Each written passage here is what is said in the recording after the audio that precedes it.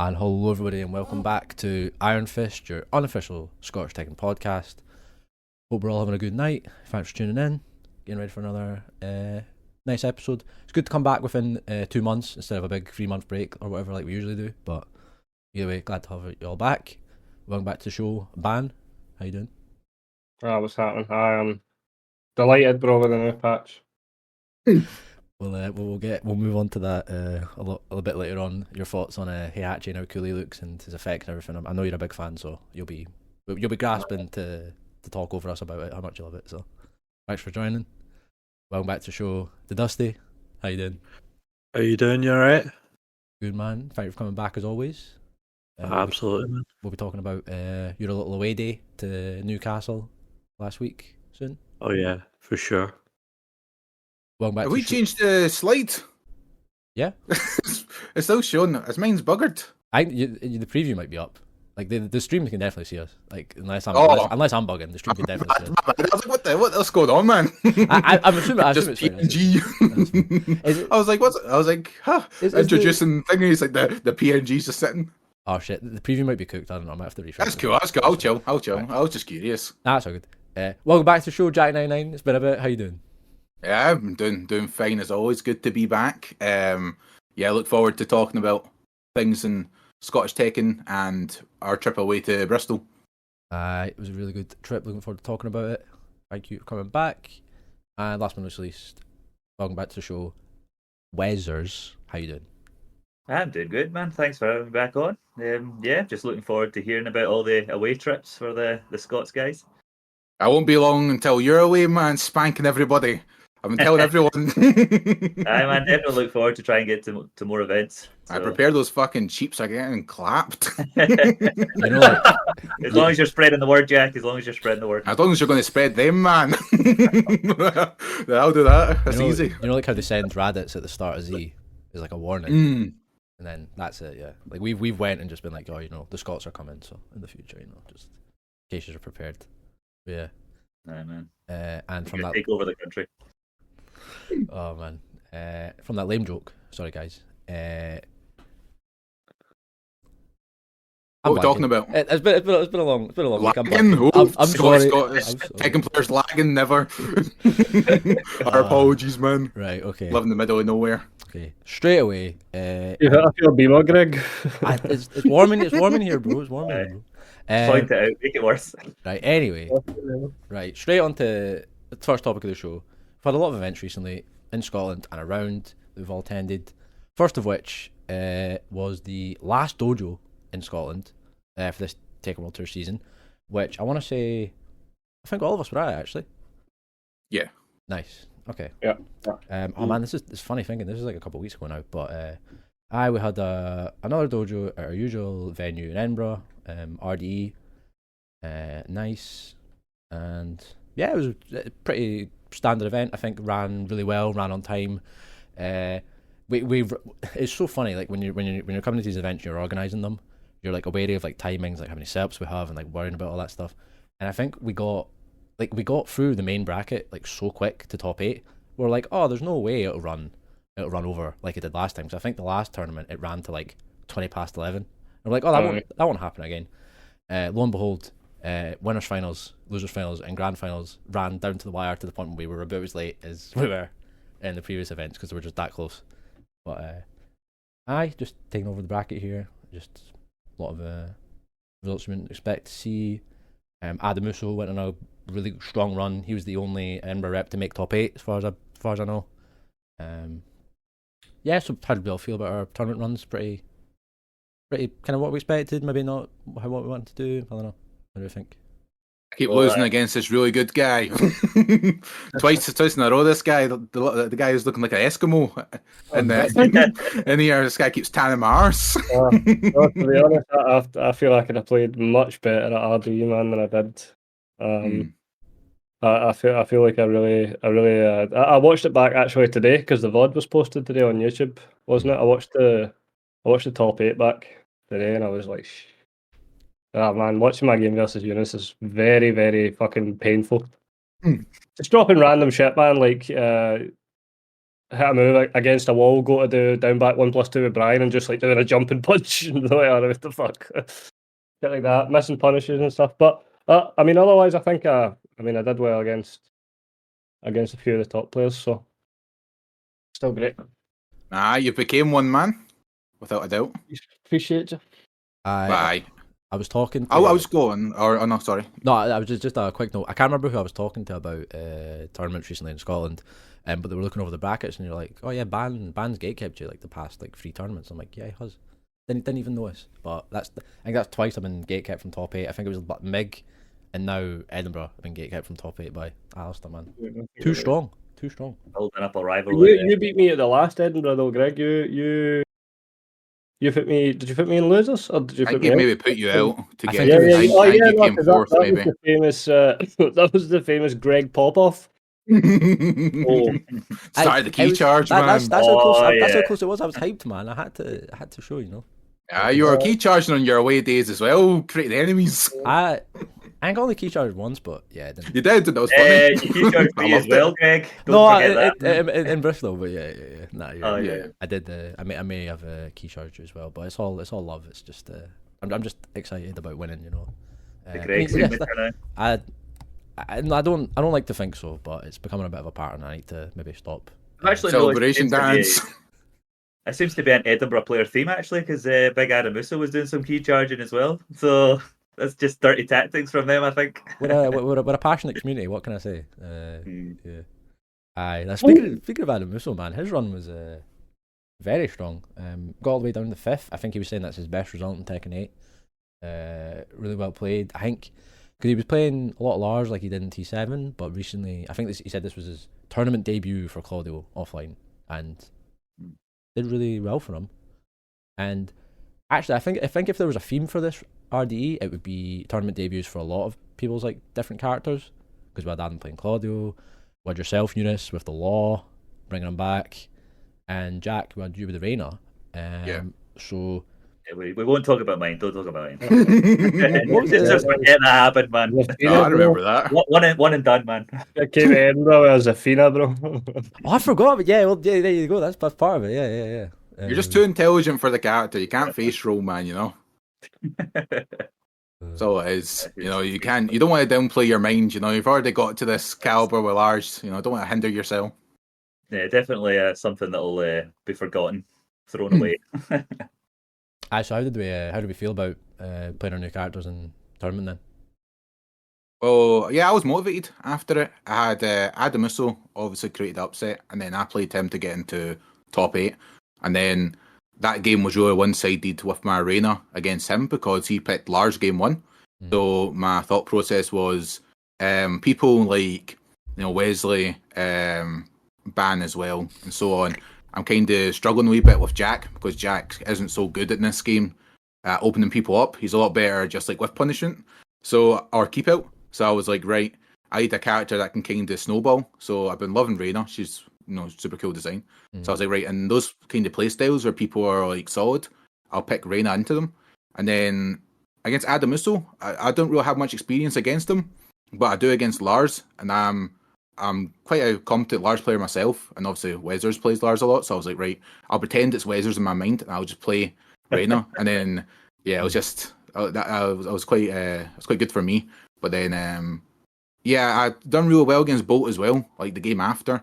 Bolt obviously won the tournament, so Eunice and I done the best against him at the tournament. I was one hit away from beating him. I'm not too upset. Bolt's an amazing player, so, you know, I'm happy I can keep up still. Especially with my Reina. And yeah, I just felt motivated, and I just know she's a character. I put a lot of time into her, and I can see, you know, I just want to stick her. I don't think I'll ever drop her. Her and Jack, I'll be playing them side by side. So yeah, really fun. Good tournament and all that. Nice. Yeah, that match was a good watch. You against Paul. Oh, I don't like watching that back. Yeah, if anyone didn't catch it, Jack said it was one hit. It was literally one Jaguar run mix, and he got the drop kick, and that was it. Like it was like a pixel. It was like nothing. If I done, my keep out was better, and if I was playing at home without stakes, my keep out was better, you know. But because it's tournament and Bolt's such a solid player, yeah, 100%, it's crazy. But yeah, he made a real good comeback against me, you know. But yeah, it was literally on my side. It was one hit, yeah. I know that was well played. Actually, yeah, I forgot to mention I was talking about other characters. Alistair, you were playing a lot of Brian. Yeah, man. How was that going? Could you play a decent amount of Brian in T7 as well, but not like tournament? I don't think, not much anyway. But I don't recall if I ever played him in tournament in T7. I think maybe later on in one of the RDEs, I played him like once. Otherwise, no. But I've still got a long way to go. I think for using Brian in tournaments. Watching the matches back, there's like so many missed opportunities and just lacking like, fluidity with the character. Really, I'm having to think too much about what I need to do.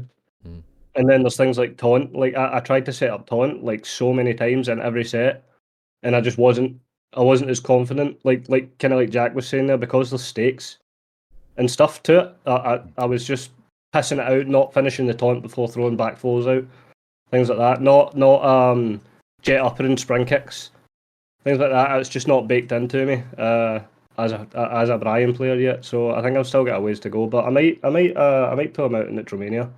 I haven't really been practicing lately though. So, but yeah, no, it was good. I do enjoy it. I think Brian's nuts in this game, man, especially with like the electric and QC Wall combo's really strong. Yeah, man. The character's fucking insane. So, yep. I'll you should see more of Brian from me in the future, at least. Somebody needs to carry the Brian torch. I was gonna say, yeah. Now they keep running away, the Brian players. Don't you do it, man? Yeah, I'm imagining I'm like a scenario in Neutromania where like all of a sudden Ross comes back, Grim comes back, Izumi comes, and there's like 4 or 5 Brian mains just like wrecking everybody in bracket. I'll just drop Brian when that happens. I don't want it. If for example, if Hasib comes back, bro, I'm not going to play Brian, man. Like, there's no point. Of course there is.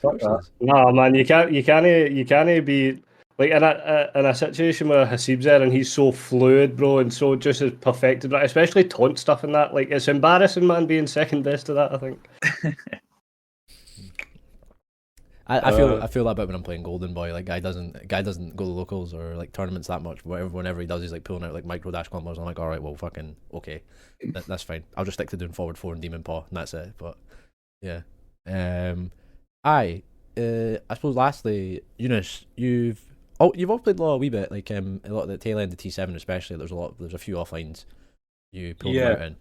And at the start of T8, you played them in the first couple of offlines, but then you weren't really feeling them as much, so you played a bit of Dragonov. But now you're bringing them back. How you feeling? Been grinding them online, like? Yeah, I've been grinding.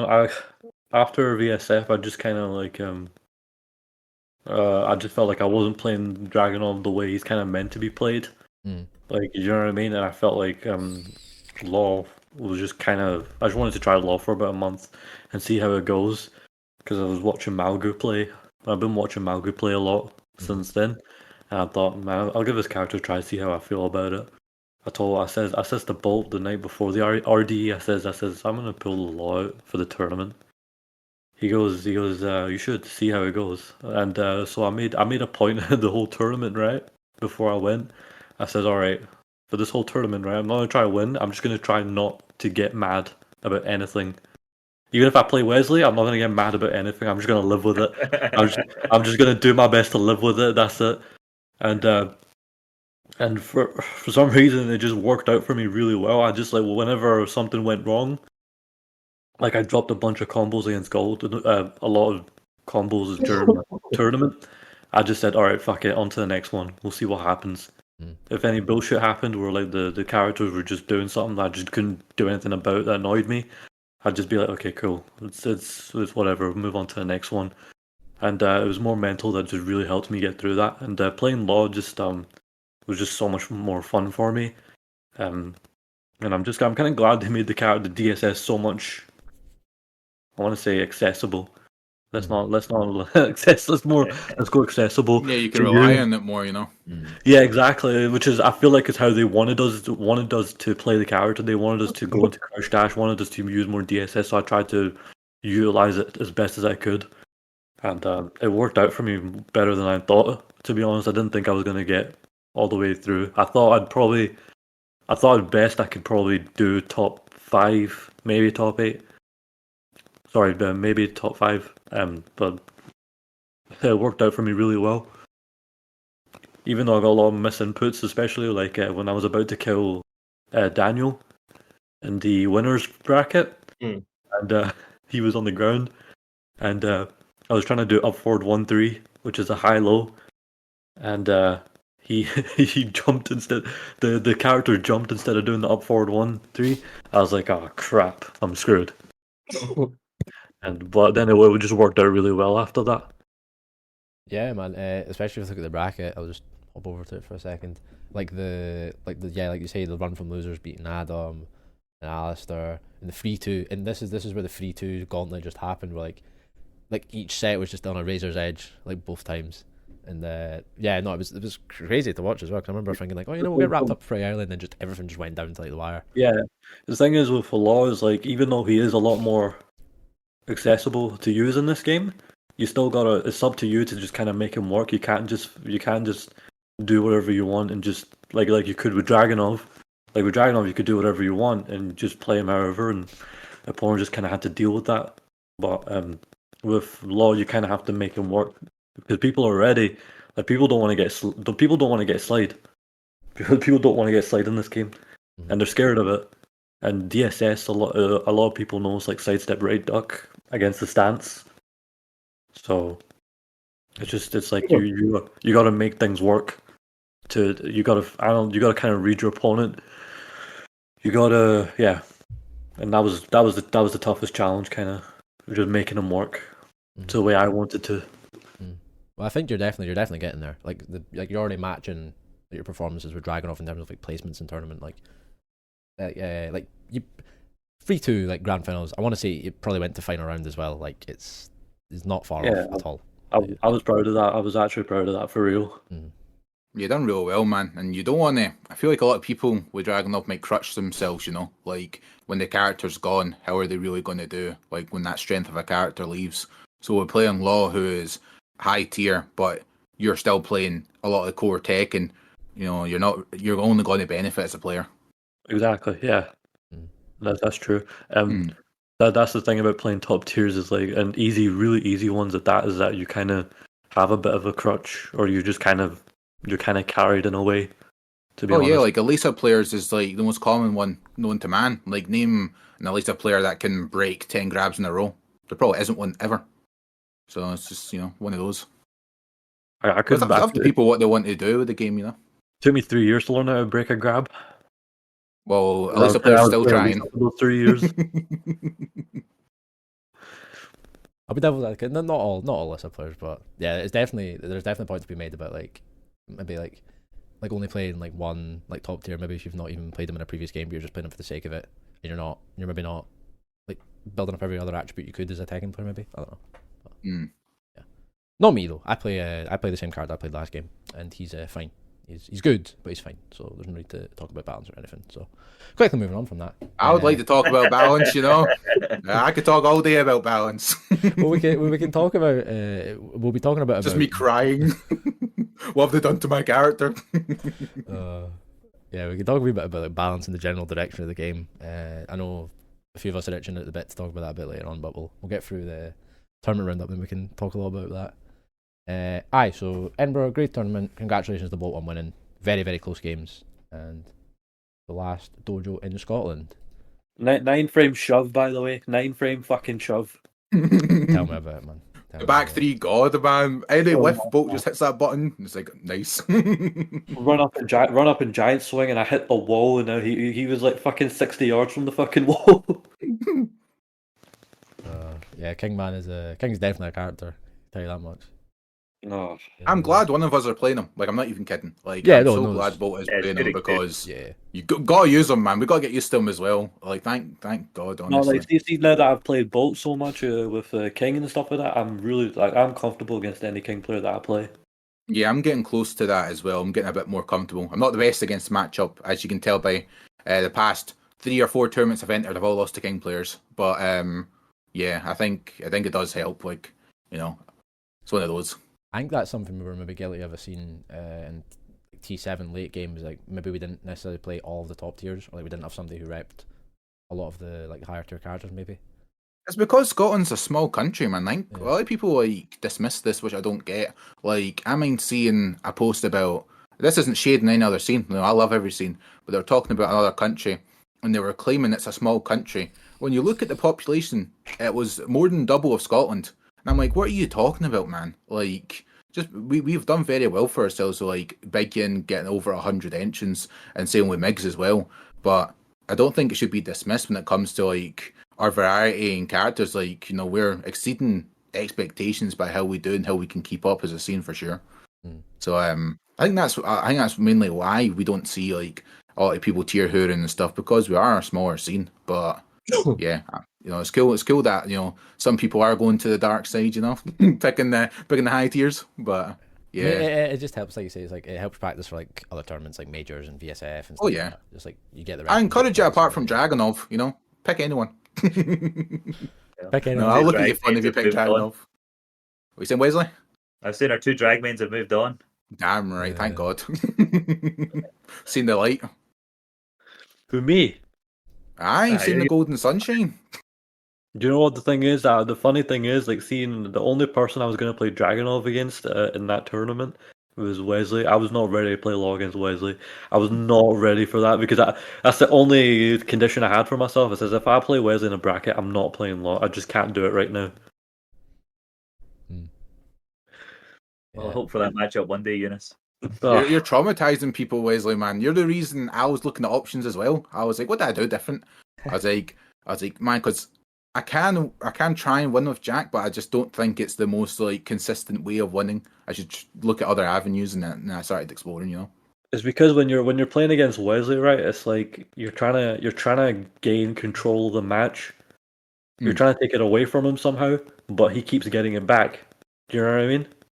Like I just think it's hard to get in Wesley's head, Yeah, exactly. You're trying to take control of something that's just completely fucking refusing. Yeah.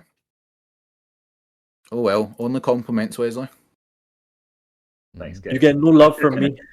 Oh man. Oh yeah, you're moving. All love. Playing a bit more Zaf now as well, man.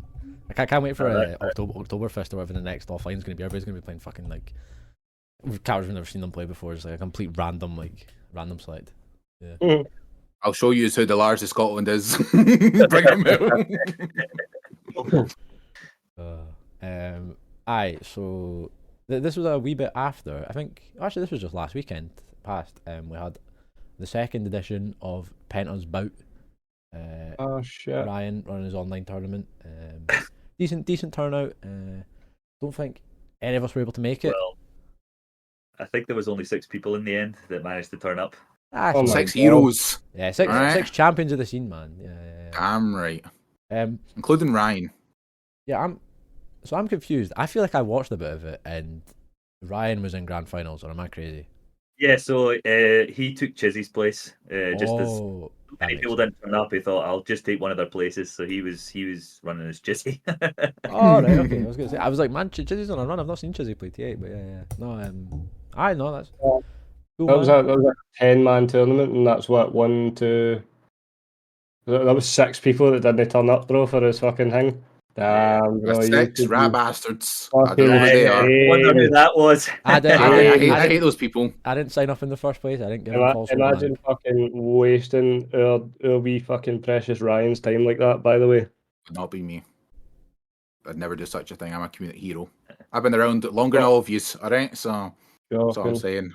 Man, you've been there since the Aztec ages. I've man. That's why I play ogre. No, I did say to him, and he said that maybe the next one he'll do it on like a Friday night again, or maybe a Sunday, because the first one got a good turnout at the cap of 16, and that was on Friday, so maybe just the timing was a bit. What day was this on? It was Saturday, sort of like 6 o'clock. So. I mean, fuck. But half these cunts weren't even doing anything else.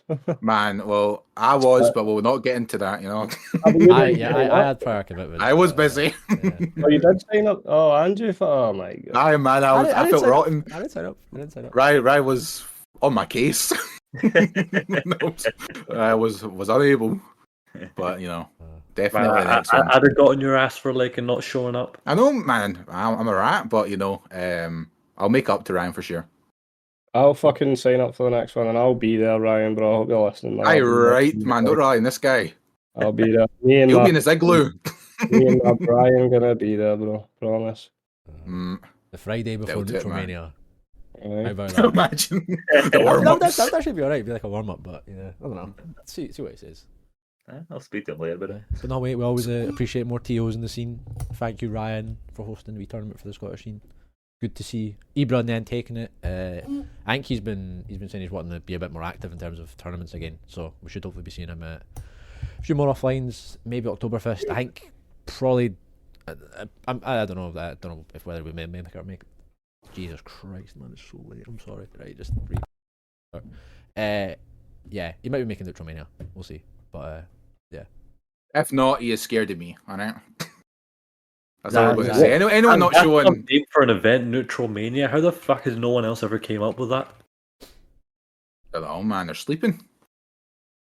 They really are. Like Neutromania, that's a sick name for an event. Alright. I'm looking forward to it, and we're spreading the gospel, you know.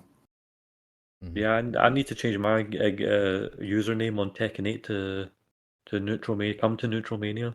Oh yeah, Or else. we've started that campaign not just with Tekken but other games. I've got my name on Tekken as Neutromania too, and I think there's a few Guilty Gear players have got it on theirs and Street Fighter as well. So the idea is just like every time you run into somebody unranked, it's just Neutromania. Spreading the word like gospel. Exactly, man. You look at the sign-ups. The work we've been doing has been paying off already. Nice to see. Yeah, It's it's cool to like see, man. It's cool to it's see. on yeah.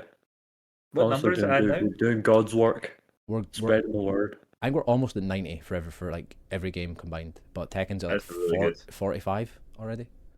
That's really good. I honestly think it'll be like Big Yin. It'll just get higher. I Yeah. think it'll get higher because people will be looking for them points as well. Yeah, especially when you consider the fact that it's like multi-game as well. Like Tekken might match, like get really close to Big Yin numbers, and also there's other games getting run.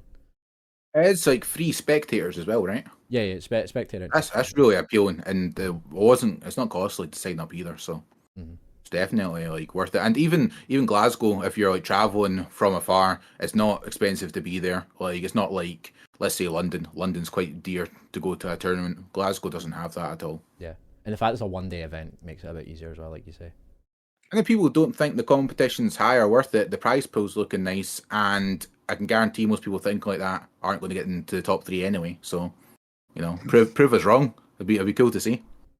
Yeah, so I encourage everyone.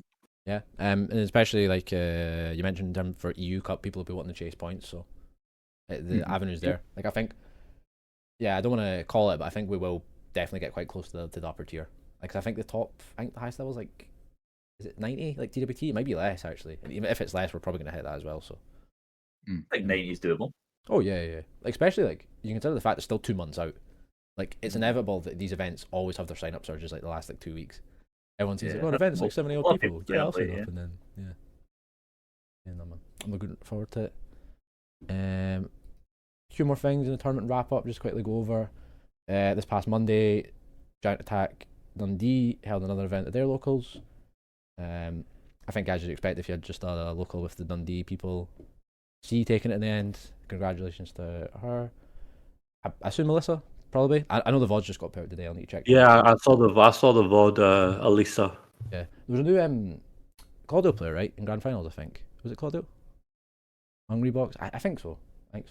Hungry Box. Oof, traveling to Scotland. Sorry, I need to enunciate. Hungry Box. My bad. Oh. Yeah. Hungary, as in the country or the. Either or, I guess. Either or. But nah. Hungry Box, okay. Hungry Box, okay. I thought it was Hungry. That's probably is actually a pun on Hungry Box. That's quite funny. I like that. That is a pun on Hungry Box. That's definitely a pun on Hungry Box. Yeah. Shout out to that guy, man. I like that. That's good. Out to Pun Life. Yeah, pun. We all know someone who loves a good pun. Yeah, Pun Life Scottish edition. Yeah. Man, I must admit, a lot of people love puns, man. I need to be enthused. Like I lack that. I just go for like the dry shock humor. Missing out. You got both good, you know. You Got up the commentary game, you know. Pun Life bringing it. Bye. So, what are we talking about anyway? Dundee. Good job to see.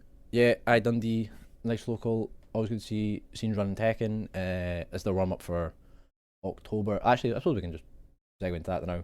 We've got Oktoberfest coming up at the end of October. I think a lot of us are going to be planning to go to that. So Is there a belt? Where's that? I don't know. There might be.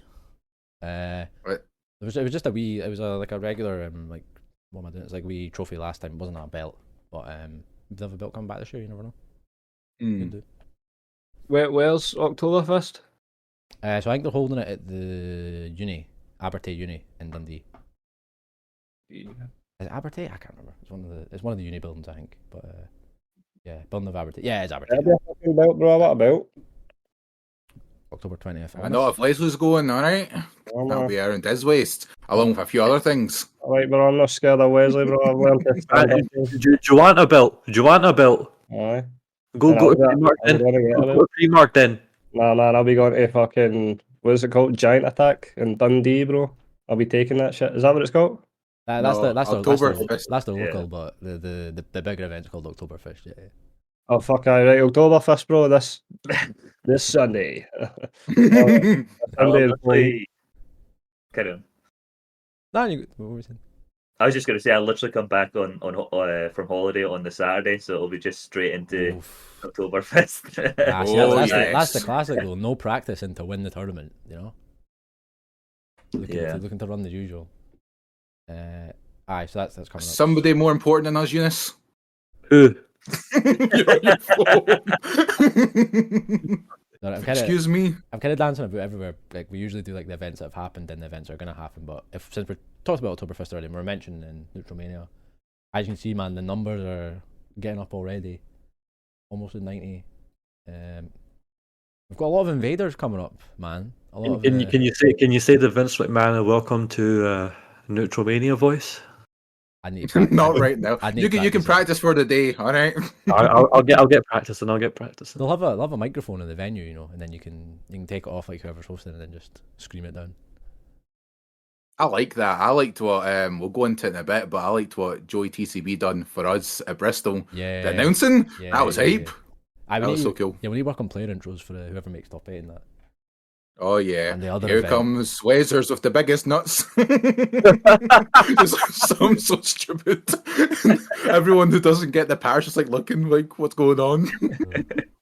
Man, I might have to bring that wartime cat line back. You say that in the grand finals, man, Aye. to your Hey. opponent. You The mentioned that. biggest voice crack. Alright. With the amount of people coming from down south, it's definitely warranted, I'd say.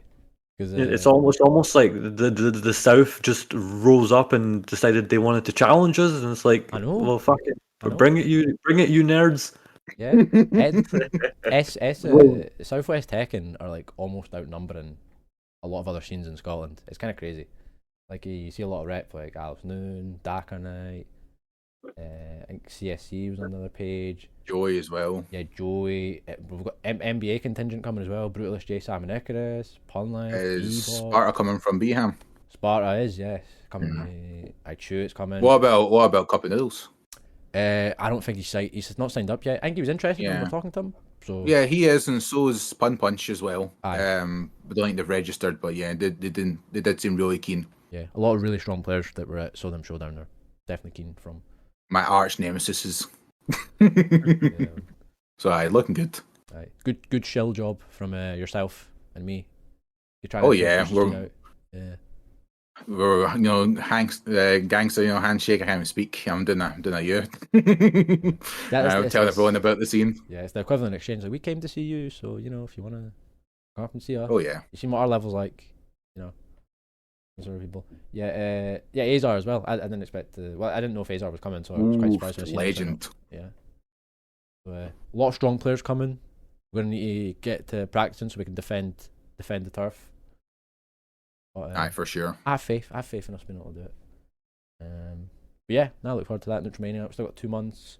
I think I want to say sign up prices stay the same until like middle of November. So got a decent amount of time before the price gets hiked up again. But make sure you sign up sooner rather than later. Now, the main tournament events that we wanted to talk about weren't actually in Scotland. Few of us were away down south to other people's turfs, trying to invade, see what we could do these different events, and it was both at the same weekend, so it was a bit of a split party. We couldn't all go to the same one. But the first match I want to talk about is NFC. Back at their new venue in Sunderland. I think it's some.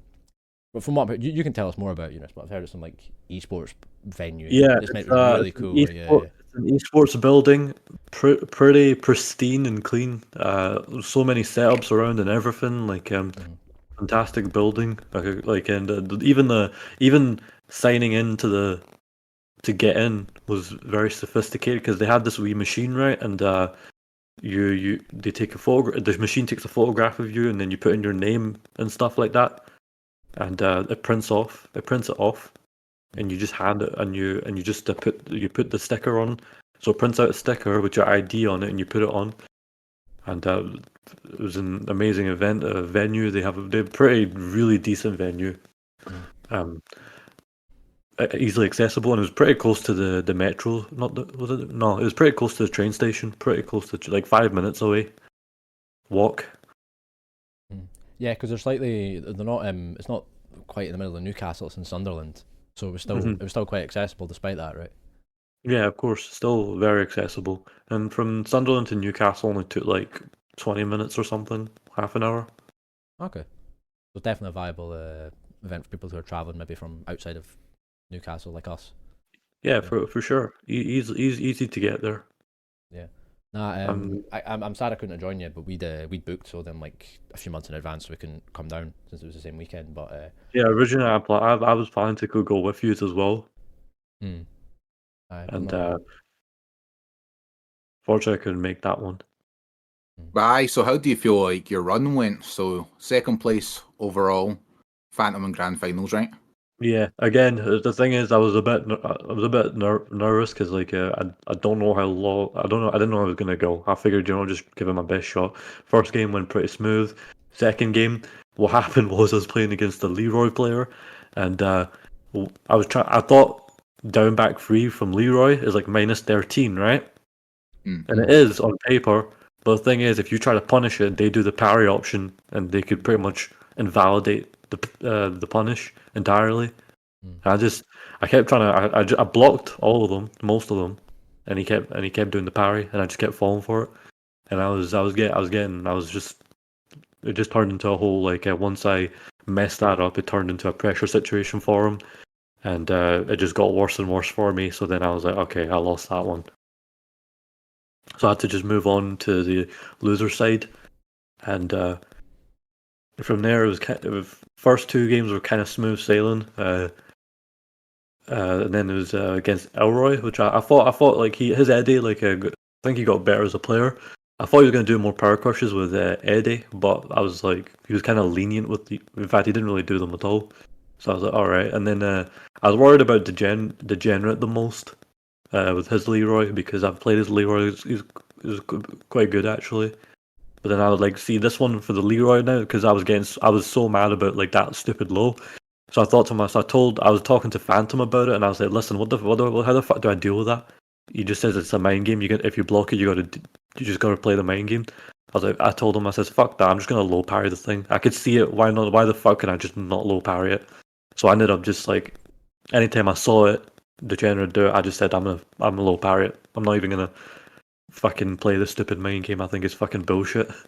And it worked out for me. Yeah, I was quite surprised. I was checking out the VOD because a lot of the names we recognise from coming up to Meg for different events. We went to NFC down a few times. A lot of familiar faces. Degenerate, I never really knew that he played Leroy. I kind of expected him to be playing Alyssa, like he usually did at least. Did you speak to him about that, or what was he saying? He was. I knew he was gonna pick Leroy. He was even because he's been playing a few characters here and there since late T7, towards the end of T7. He was going through different characters.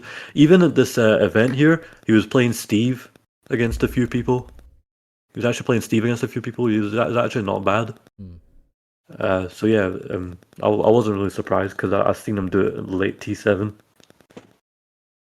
I don't know. He kind. I think he just kind of. I think he was I think he's like me. I think he just phased off of Elisa. Elisa's kind of the. It's like the girlfriend you get bored of. You're I want something new now. She's a pretty dry character for the most part. Oh yeah, she is. fucking dry as fuck. So Especially what do you think? So what happened in the grand finals? You played the Phantom, right? I played the Phantom, and I just like it wasn't even his offense against me. It was how he antied my character in the grand finals. Like I was thinking, I was trying to put poking pressure and stuff like that. It wasn't really working out because I think my timing was too obvious for his parries and stuff like that, and then I kind of lost to that. And then when Bolt kind of texted me to texted Mac to tell me to try and mix up DSS timing and stuff like that. So I tried to try and mix up DSS. So I did that, but again, he still had the antis for that. So I kind of and he had the antis for that and pretty much lost the whole set because he was more ready for me than I was for him. Do you know what I mean? Mm-hmm. And like he wasn't playing. I didn't feel like he was playing silly against me or anything like that. He was just playing the matchup to his favor, and I wasn't prepared for that. I think at that point, what I learned is that when I'm playing Law, and I'm gonna do the DSS, I got to do it less predictably. I got to be. I need to be timing heavy with it. I don't you don't need to just like do the DSS so fast. You could even mix it up, make it slower. Like you could do the stance like But can you not do the slide and then fake out, like even like go in? Yeah, even that. That's what I mean. You could just mix it up in different kind of ways to mess with the opponent and to mind game him on your own level. Whereas I didn't really implement that in the grand finals, and if I did, I think it'd probably been a more closer game. But regardless, done real well. First time in Newcastle for Tekken 8, no second place, and the Phantom super experienced player, Yeah, thank you. So you can't be upset, man. Yeah, especially moving off of like RD, like your first time like with like Law, like traveling, as well. Like whole new character, man. It's like there's so many different things you need to like drill in and get used to. Seeing the losers finals, I was just playing that guy, and I kept after every round I won, I kept doing stompers because I was so pissed. I was like, I fucking hate this stupid character. I wanted to say, how did you feel? What was different about the run back? Because you won what you lost in winners 2-1, and then in losers final you won 3-1. So like what sort of changes were you thinking about and making? I was waiting for him to do the down back 3, and when I realized that because he watched me play Degenerate, so I figured he was going to try to do it. He didn't do it as much, and I figured I could beat him. I could beat him out like convincingly. I could do it. In my mind, I was confident of winning. I just needed to kind of be playing patient, and I needed to just kind of play my best and not get phased by stuff and not walk into that same trap of blocking down back 3 and then try to punish it. Mm-hmm. So I just kind of learned from my mistakes. Yeah, no, I like it. I was going to say overall, you recommend the tournament for sure, yeah. Oh yeah, for anybody up here that wants to go down, like they've got an event like Tesron just kind of sent it to me like 10 minutes ago. They got an event on the 2nd of November. I would definitely recommend going down. Nice. Oof, Iron Fist exclusive, has that been announced yet? That might be a. Do you know? Well, he sent it to me, the link. Oh right, okay. Yeah, if I've got a DM. Well, not the link, but he's. Okay. Nice. I hope I didn't mess anything up. No, that's fine. Doesn't worry. Worry about that later. Yeah. Don't shoot the messenger. Yeah. No, I wanted to help him out. You know what I mean? Like just help like the down south have been kind of doing for us, like Bristol and stuff like that. And I know Newcastle, they've been the most consistent coming up and seeing us. Do you know what I mean? Yeah, 100%. Yeah, I just want to show a bit of appreciation there. Yeah, no, I always enjoyed our trips down to Newcastle, so it's cool to see that they're running events again. Definitely try and make. I've never been for Tekken, only for like family. So I'm looking forward to it. I'm going to do my best to go to the next one. Yeah, especially with the new venue. Like it sounds like so good. Yeah. Yeah, the venue is pristine. Best way to describe it. Nice one, man. I'm sure we'll try and get a big squad down next time. Should be good. Start of November, like you say. So I think Scotland, we're pretty clear for events around then, so we should be able to. I'm down. I'm game.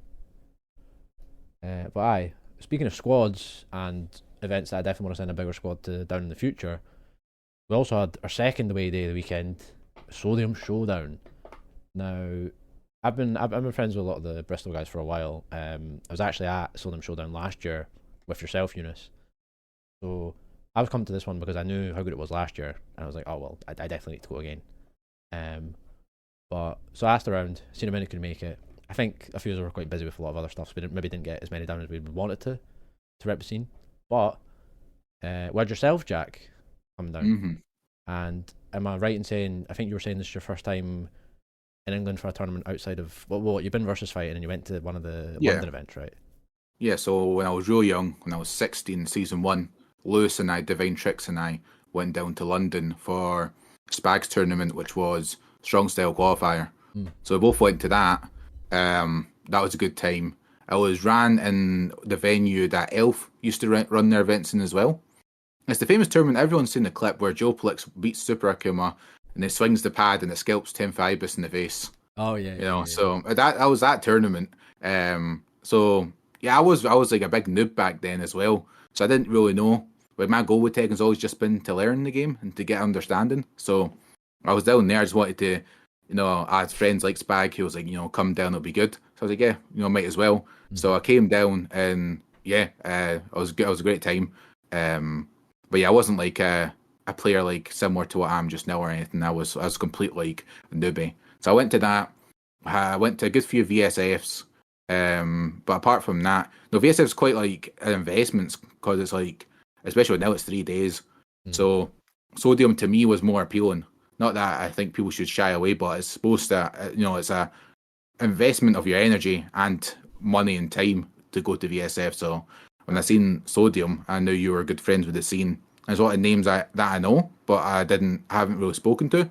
That made it even more appealing to me because, you know, it's unavoidable to talk to these people at Sodium. When you're at VSF, there's like hundreds of people, but then you're in a room with a passionate scene, kind of like Scotland, and I was like, yeah, this is like really familiar to me. It sounds like a good idea. Yeah. So how were you feeling coming into it then? Like, were you what, tournament wise or? Well, just in general, like tournament wise, like making the journey, you know, that sort of thing. I'll talk about the journey, then slight about tournament. So for the journey, I was hoping a little bit more so for a bigger squad, but I understood. So I was like, that's cool. And obviously I'm good friends of yourself, and because of how highly you spoke of the scene, I was excited in that aspect. And then I was a bit anxious with like travel and stuff like that because I haven't really been on the flight or anything before. You know, I like the comfort of my house and stuff. So I was like, you know, get out of my comfort zone. So yeah, we flew down. That was all good. And then we met up with everybody. And then yeah, since then, you know, I wasn't, you know, worried or anxious about anything. I was just enjoying myself. It was good to properly talk to people. You know, Turkey, one of the players who's known for like, you know, UK Tekken and stuff. We shared with him in our place, and it was good, you know, properly befriending him, and also just speaking right away. It's because it's even weird. Like, he's been to a bunch of events, but because I know everybody from here, it's like, and he knows other people, you don't actually get mingling in that sense. So it's quite good, like talking to more of the scene, because we all have this big passion. So. And that was just brilliant. I could talk about the trip all day, but yeah, I'll talk about like how it ran, like amazingly. No complaints whatsoever. I was in the second pool. As soon as it was due to start, it started. And then I played. My first game was off stream. I'll just go over my run quickly. So day one, my first game was against so I was seeded, so was yourself, Waldo. So 8 players were seeded. It was 56 man bracket. So 2 in each pool.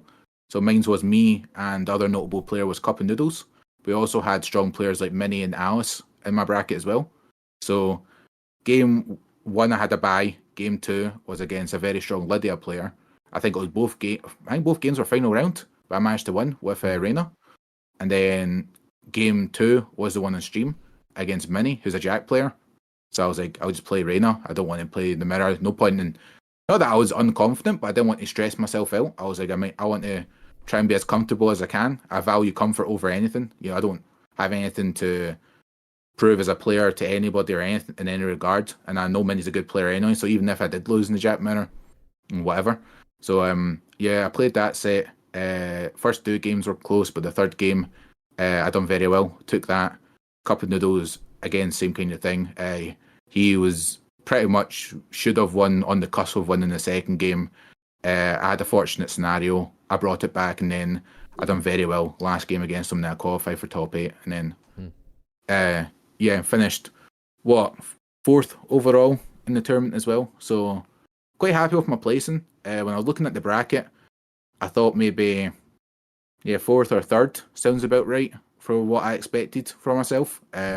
Although I also think that I had a chance of winning the tournament as well, to be honest. Not that I don't think I had the best chance, but I think I had a chance for sure. But I lost to two very good players. Cup of Noodles made a really good adaptation. I expected to kind of play against, the Dusty style of Law. Came in, it was a lot different.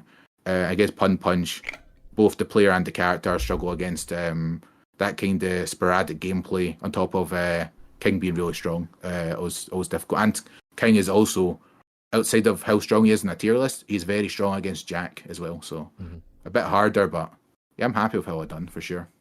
Yeah, no, man. You had a really good run. It was good getting to be there in person to watch it and try and offer some advice in coaching. I still think I'm quite bad coaching wise. Most of the time I go up to them, I'm just like, yeah, you got it, just don't worry. Just play your game. I'm full of self-hatred when it comes to losing, so even coaching from the best player in the world, I probably wouldn't retain.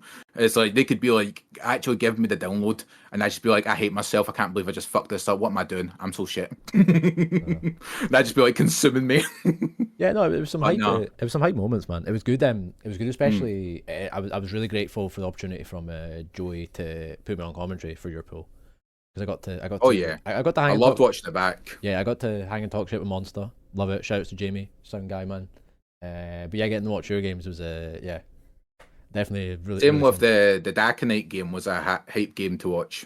Yeah. In the top 8, I enjoyed watching that with the commentary. Yeah, man.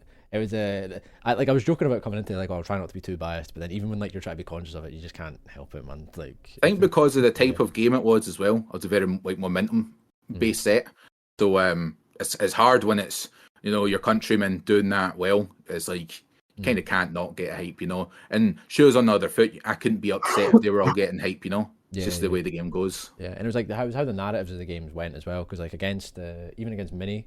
They got the second game back against you, and you're thinking, oh, okay, this is quite a it's getting loud. Same with Cup of Noodles when he bet me. No, he was hard popping off, and I'm cool with the guy, so I was happy for him. But a lot of people struggle with that in competition, But at the end of the day, it goes both ways. If I popped off, am I a villain? No, it's we're happy that we're winning, kind of thing. So yeah. The game against the Cup of Noodles to get out of the pool was especially exciting because you say, you were I looked like I was losing. Yeah, I want to say you were pretty much dead to rights. There was a few hits from losing 2-0, but then you were able to. I was complete reverse sweep. Yeah, it was the definition of a reverse sweep for sure. I just two players of the same skill level. It was not going my way at all, and then I got fortunate with the read on the slide at the end. Because it was so far out of range, I anticipated it heavily. He went for that read with that play, read it, won in the second game, and then after that, I think he was just agitated at the scenario, and then he felt the pressure of I want to qualify, I want to get into top 8 winners, and then I was just thank God I'm still playing. I was just backdash and hit jack buttons, and then I managed to take it, and I was it's so funny because I'm sitting there as soon as I won, I sat after, and I was man, I really need to use down forward 4 more, So I think about shit like that, and then, but yeah, it was definitely fun. I really even afterwards, a bunch of us were drinking that and on the Sunday celebrating and stuff, and it was just a great time. Honestly, speaking to the actual organizer, the guy that ran the bar and ran the venue as well, it was super cool getting the insight. But yeah, definitely. My favourite tournament I've been to for Tekken 8, I think, just because of the energy for sure, and I think it'd be even more fun if more of us went down. I don't think anyone could regret going there at all. It was really worth it. Sodium Showdown is hella hype to go to. Oh yeah, even just going down to our locals is actually pretty. I think me and I went down to our locals one time myself. And it was hype, man. I think Kane and Trench was there as well that time. It was they got some number one. They got some really good players. They got a good venue, and they're good hosts. They're really fucking good hosts over there. That's what I like. It's the energy and it's the humor as well. It's very similar to ours because some people don't know how to take such dry sarcasm or whatever, but when you're down there, they completely get it. So that also made you feel like you're at home, kind of thing. Just having a laugh, having a good time. Taking the game you're playing serious, but not like the full thing serious. I enjoyed it. Both of your runs like on like through to top 8 was fun as hell to watch. Like especially like watching Greg get through that pool. Ooh. Me and Mac were watching in the train, and sometimes you get bad signal and stuff like that. So like it's freezing, and we're getting so pissed every time we're getting bad signal because like he's having a fucking hype set with Sparta.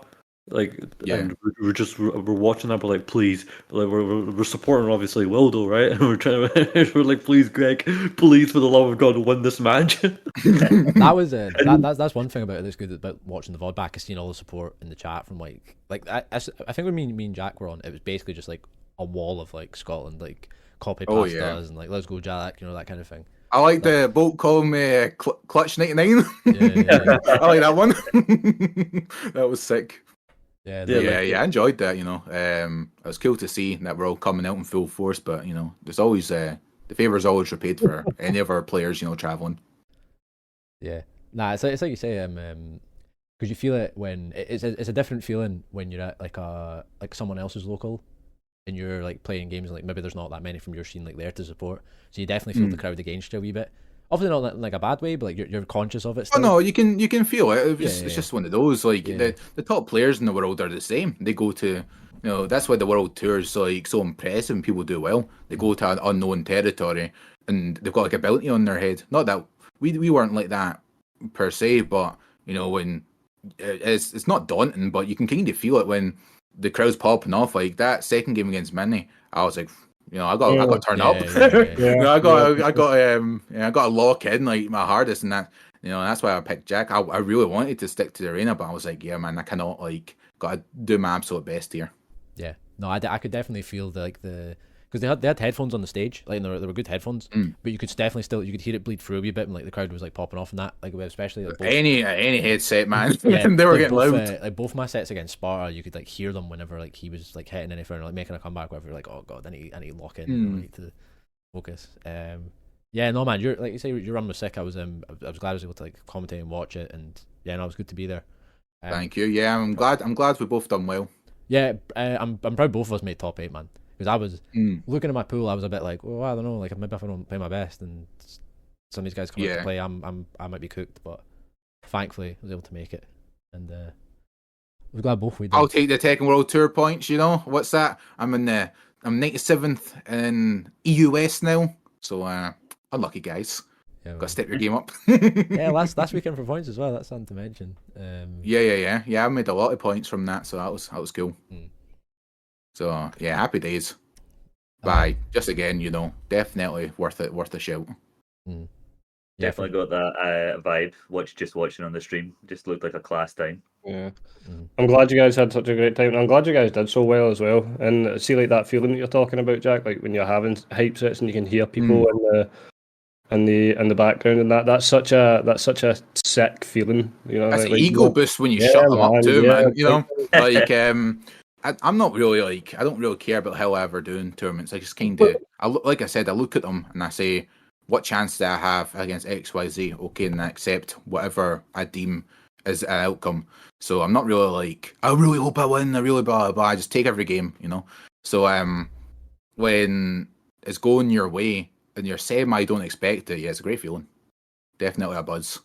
But one thing was also worth mentioning, right? So see when you go to all these other tournaments, even like our own, some people gravitate towards others. When I was down there, I was just talking to everyone, and it was like no one seemed bothered or irritated by me. And even like I've got a thicker accent out of Greg and I, so I'm sitting there talking to people, and that was great. Didn't feel any like whatever. I was just completely cool community. I really liked it. Yeah, no, incredibly welcoming scene. Really good guys. That's why I've been friends with them for so long.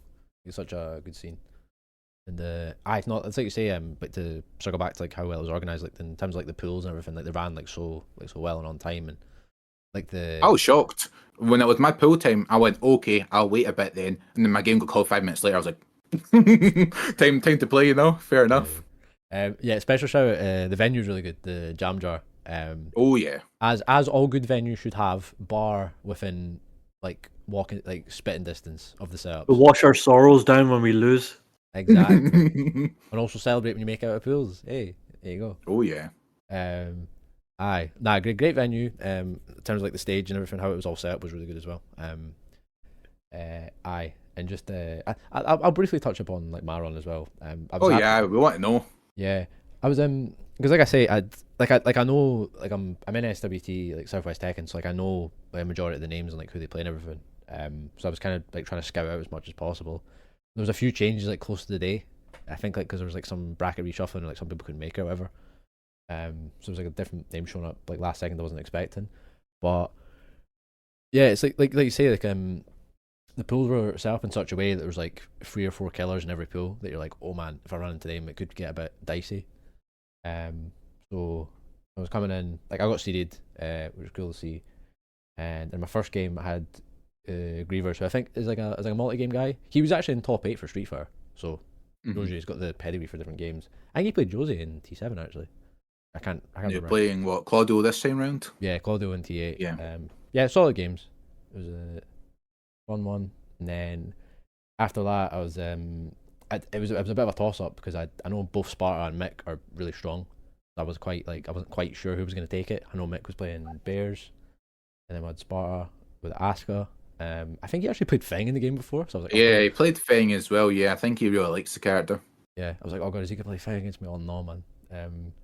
But yeah, no, he went with Asuka, and I've not got a massive amount of Asuka experience in this game, so I was kind of just like, I was kind of freezing up at a lot of different points, but it was super close and down to the wire. Like, I think both the winners and loser sets, I won the first game, and then Sparta like run the comeback on me on the second game, like quite convincingly. So like every game it got pretty dicey towards the end. And I just mind I was up in that stage a lot, you know. Yeah. I know you were coming in with the clutch coaching, man. I can't remember what you were saying, but like it was. Pretty much. This guy plays like Wesley. Right. Play like you're playing against Wesley and win. That's a dream neutral mania. Expect the unexpected. Is that the Sparta set you're talking about? Yeah, as I was saying the full time, I was like, this he's playing very well, but then there'll be something that will be like they'll try and be as unpredictable as they can be. I was like, always predict that they're going to do something crazy at one point. You know, just like play. I was saying, play with your eyeballs. Don't play with anything else. Just play with your eyes. Well, playing against Asuka itself is scary because she's just got so much good shit. You know, good counter hits, good whiff punish. It's just like big buttons. As soon as she hits one of them, like a down 1+2, whether we're on 1+2 something. Good panic options, good pressure options. Do you know what I mean? Like that's scary. Really strong. I ate a good few cans as well. I just wasn't like. You was eating back threes for breakfast, lunch, and dinner. Like, I think I only got hit by 2, but you know that's still bad. You were scaring the shit out of us, man. I was like, please get it together. Yeah, no, but it's like you say. I was gonna say Asuka's a strong player. Sparta's a really strong player. Like running the Asuka stuff, and yeah, it gets really dicey. I think I didn't really block the first couple down 1+2s, and it was like, oh god, he's running it from there. But then I think I managed to block a couple later on in the set. You know what I was eating a lot? The forward free charge unblockable. I was just waking up into that every time, man. I don't know. He sets it up nicely, though, you know. Yeah. And it's hard to get practice against that, you know. It's kind of one of the situations where when it's there, it's there. Yeah, I think. Sorry, go on, Eunice. I said, like that's an easy okay to get caught up by anybody. Like fucking, it's not. You don't like even some Asuka players could literally see you staying on the ground and they just pick you back up again. You know what I mean? Aye. Yeah. That's an annoying feeling, bro, man, when you don't respond to the fucking stupid unblockable mixer and then it lifts you back up off the floor. Refloated. Suck my fucking balls, man. That's why we need you to go down, man, so you can shout that in the crowd. I suck my balls, Asuka players. Next year, man, that's the tagline, definitely. Aye, without a doubt. I think I get like tunnel vision when I'm playing in tournaments sometimes, where I'm trying to like rush it quite a lot, and I think you definitely seen that when I was playing Daka later on. But it leads you to be a bit more vulnerable to stuff like that against Sparta, where just like tech rolling and getting up, like, oh god, I need to get up, and then you're forgetting about them blocking them. By the time you realise you've already been smacked by into wall splat into whatever, you know. That happens. Close 2 sets. It's again, I say it a lot, but like it could have went either way. Genuinely, I think both games were final round. I was just, luckily was able to clutch up, and I was very relieved to make top 8 because I was genuinely like, oh god, I don't know if I'm gonna be able to do it, because like I seen Rain, who's had really good results at a few of the Wastemans, really strong Horang player from Birmingham, and also Joey, the main man himself, like really super solid like Paul player. Like even if you're ready for the Paul matchup, like he's still a really good fundamental player as well. So like you don't know, like on the day. Especially I played casuals with my VSF, and I think he won the majority of the games. So I was kind of dreading that a wee bit. But Sparta was actually able to like beat him in losers. So I got the run back against him. Yeah. Nah, against Rain, like I mentioned, in winners final to make it into top 8. I was a bit upset I wasn't able to make it in winners like you did, but I can't feel too bad about it because like Rain is like such a solid warring player. I don't know what you were thinking watching him, but he was. Like I think Rain was the favourite to win. I think him and Turkey were the absolute favourites to win. I think I knew Cup of Noodles was a really tough opponent before I even played him, but I've been hearing he's been doing very well. But I think he exceeded his own expectations and others, done very well, for that second place. But I think a lot of people were maybe predicting the Rain v Turkey grand finals, or maybe even Rain v myself or something. So, but yeah, when they went against yourself, I was like, more than likely, I think you'll win. But there's ways to beat Warang, but you kind of need practice against Warang to get comfortable against him. He really is one of these lab characters like Zhao Yu, like Warang. Like fundamentals will only sometimes take you so far, but it's a huge advantage if you have like more experience against a character, Yeah, and I think. But the game's early and he's quite a bit different now. Yeah, and I think I could tell that he'd have a decent amount of Jin experience as well, because I think he's actually the first player I've played offline that was actually reacting to Jin down back 4. Oh yeah, he admitted it to us. He was like, that is full on reactable. I'll block every down back 4. It wasn't no like arrogance or anything. He was just being like completely transparent. Yeah, I'll block that and I'll deal with it every time. Yeah, I think I got like one. I got like one hell sweep on him. Couldn't grab him. So eventually, my options were just kind of limited to like, okay, well I just need to poke him and then down 4, and that's it pretty much. I think it's only a matter of time before he's got an amazing result winning that tournament, but I think he can go above and beyond for sure. Rain. Yeah, I think he'll have a breakout like a major. Like, if he's keeping it up soon, definitely. Without a doubt. Yeah. Moving on to top 8. Spoke a bit about your run already, but you're talking quite a lot to Pun Punch during the weekend. How were you feeling coming into it ahead of it? Sick guy.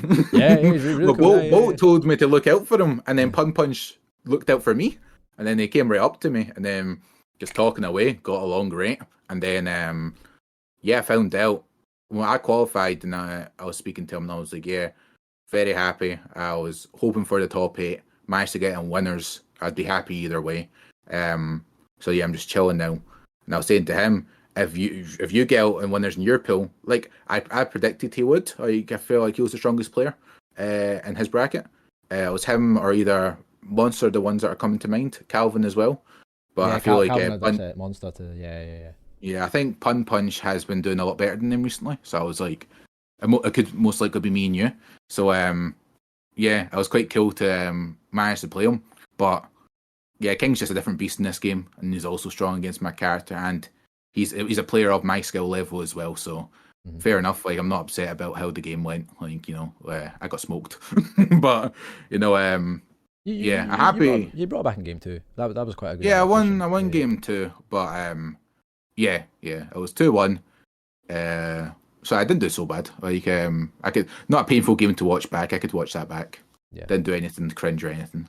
And then so I had that, and then I had Tekken night after. Yeah, we'll talk about your losers game after. I've touched on it, obviously. I was it's obviously like I'd lost to Rain, and I beat Sparta to get out. And I was quite I was happy to make top 8. I'm like, oh yeah, that's cool. And then I think it dawned on me later on, like who else was in losers, and I was like, oh, it'd be really funny if I got Daka, because I'd been aware of Daka like recently because he'd won the past couple like Wastemans at the locals on the Sundays, and I've been speaking to him a bit. Obviously, Gin players, we got band together because our character's so bad. We got to like compare strats and everything. Share the tech and everything. And because we're gonna run a set, like a longer set, I think. But then once we realized we were playing in the tournament the next day, it was like, oh okay, well we'll just leave the tournament and see how it goes. And I'm now 0-2 for gin winners in this game. Offline, man, it's deep. It's so deep. Yeah. What was your perspective on it? Because I feel like I'm all right in the mirror. Like I tend to do quite well like online and everything. Like I'm like casuals and all that. But gin, I think it is very I think it was overwhelming. stress, man. I think it was just stress. Yeah, I feel like you had that first game for sure. You had that first Uh-huh. game for sure. I think there was a mistake or something you did towards the end. It cost you. It got him to do a combo on you, and that kind of cost you the round. That was the last round of the first game, and then I think it kind of got in your head a little, and then the next game kind of slowed you down a bit. Do you know something really funny that I think I can't remember if I mentioned it to you or not, Jack. So obviously it was a gin mirror, right? And it went down the final round, and it got to the point where he was in rage and I wasn't. And then there was a side switch, and he was just poking me down with like a bunch of buttons, and I was like, at this point I was like, fuck it, just mash rage art. But I didn't have rage art, so I ended up mashing it a couple of times, and then by that point it was too late. And then like you say, I think because it was like final round that first game, and then the second game it was just kind of like I was still getting like hits and everything, but he was just able to sort of close out a little better second game. But I can't feel bad about it, man. He's a solid player, really sick guy, really friendly as well when you speak to him. And then so I didn't feel too bad about that. We had one more gym player moving on, and then he was trying to send both of us home, man. He was on a mission to try and get rid of both Scottish guys. You very well could have, you know. I didn't before the game. Well, he's been winning tournaments. I won an online tournament so far for Tekken 8, and then you go and look at my Smash GG. It's 4th, 4th, 5th, 4th, 4th, 5th, 4th. So I've not done terrible, but I'm still waiting to do a bit of breakout. But you know, I'll just keep pretending it's my character, not me, you know. But so yeah, I had Dakinite, and I seen how he done against you, but I wasn't watching the games back to learn anything because I was like, I don't want to take on too much at once. So against people like Dakinite, I know he's a very strong player, the most prominent probably gym player right now in the UK, who's doing very well with him. And I was like, but has he played against a Jack? You know, like I don't like offline. Does he know how to deal with Jack's keep out? Does he know how to deal with this interaction? So I just pretty much said to myself, I'll give him every flowchart I know and put him in every uncomfortable situation that I can. And that was literally it. And then, it went really well for myself. Hit him with a few setups. My keep out was landing really well. I think because I've been playing for a lot longer in tournaments, I got a quick read of his timing. And I think because I don't know what he expected, I'm not too sure. But because of maybe he was playing a wee bit worse than usual, I think the reading his timing, he didn't change it at all. He was just like that, like, you know, dash back kind of thing. So I was just every time he dashed, I just clipped him. And that's all I really took. A lot of people, like, I spoke to like a few players here and there before it. I didn't ask, but they came to me and they're like, "Oh, if you play Dakinite, you don't want to do this," kind of thing. So I was like, "No, I'll see what the script is." But yeah, that was really that. Aye. That was Is he from Bristol as well? Yeah, he's local. Yeah. That was part of the narrative of the top 8 was that he was the last like Bristol local, like he was the last one with SMBF in his tag. So that was why, like, when you were playing him, I don't know if you noticed the difference, Jack. It was very loud. Like I could. Oh yeah, yeah, for sure. Yeah, he was definitely like the hometown hero, you know. He's a nice guy. I actually spoke to him like an hour ago, but an hour and a half, and just talking about the Sodium Showdown stuff. Yeah. No, yeah, he was such a sick guy. You know, I would have been happy either way.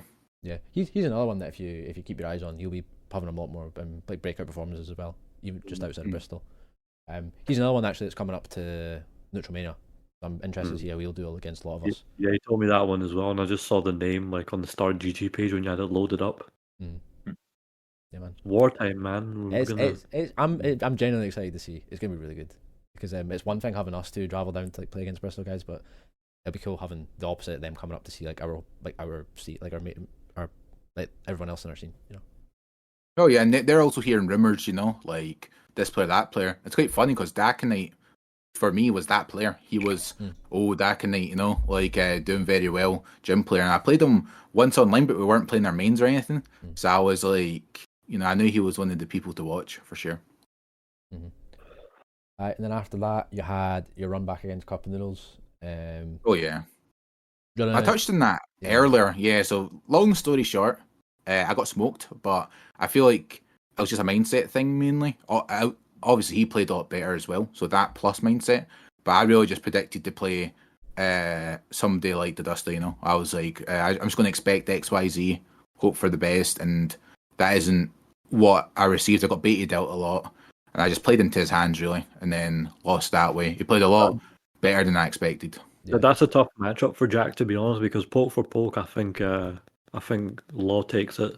Man, almost name a matchup that isn't. You know what I mean? Like, I don't think there's much characters that isn't in Tekken 8, and I don't think that's a downplay. Like, it's like Zafina's quite good for Jack, and there's not a lot else. Eddie, maybe. There's not a lot else that comes to mind really. It's definitely harder to play him just now, but you know, I'm not making excuses. It's the character I want to play. But yeah, I've done it before. You know, I've done it at Winners, and I played yourself online a lot, so I do well there. So I know the matchup and know the character, but you just baited me out. Different styles. So it's one of those where people say if you want to improve at Tekken, go to different places, play different styles, and that's what I experienced for sure. I've played a lot of different styles down there. That's what I was trying to say in Tekken 7. I was saying like everyone should like go out to different places, not just in Scotland, experience different kind of styles of play, because there's, you know what I mean? That's how you learn to be more adaptive. Yeah, 100%. And I was quite doubtful in the way I was playing. Not like my quality of play, but maybe my choice of style. I was like, is this going to work in the long term? Because I'm not playing for short-term victories or anything. So I was like because I'm trying to play like more reaction-based, a bit more backing off, keep out, you know. But I think it has definitely boosted my confidence in that regard going down there. Yeah. No, you should do, because I mean, like, especially an event stacked as that, 4th place is like really good.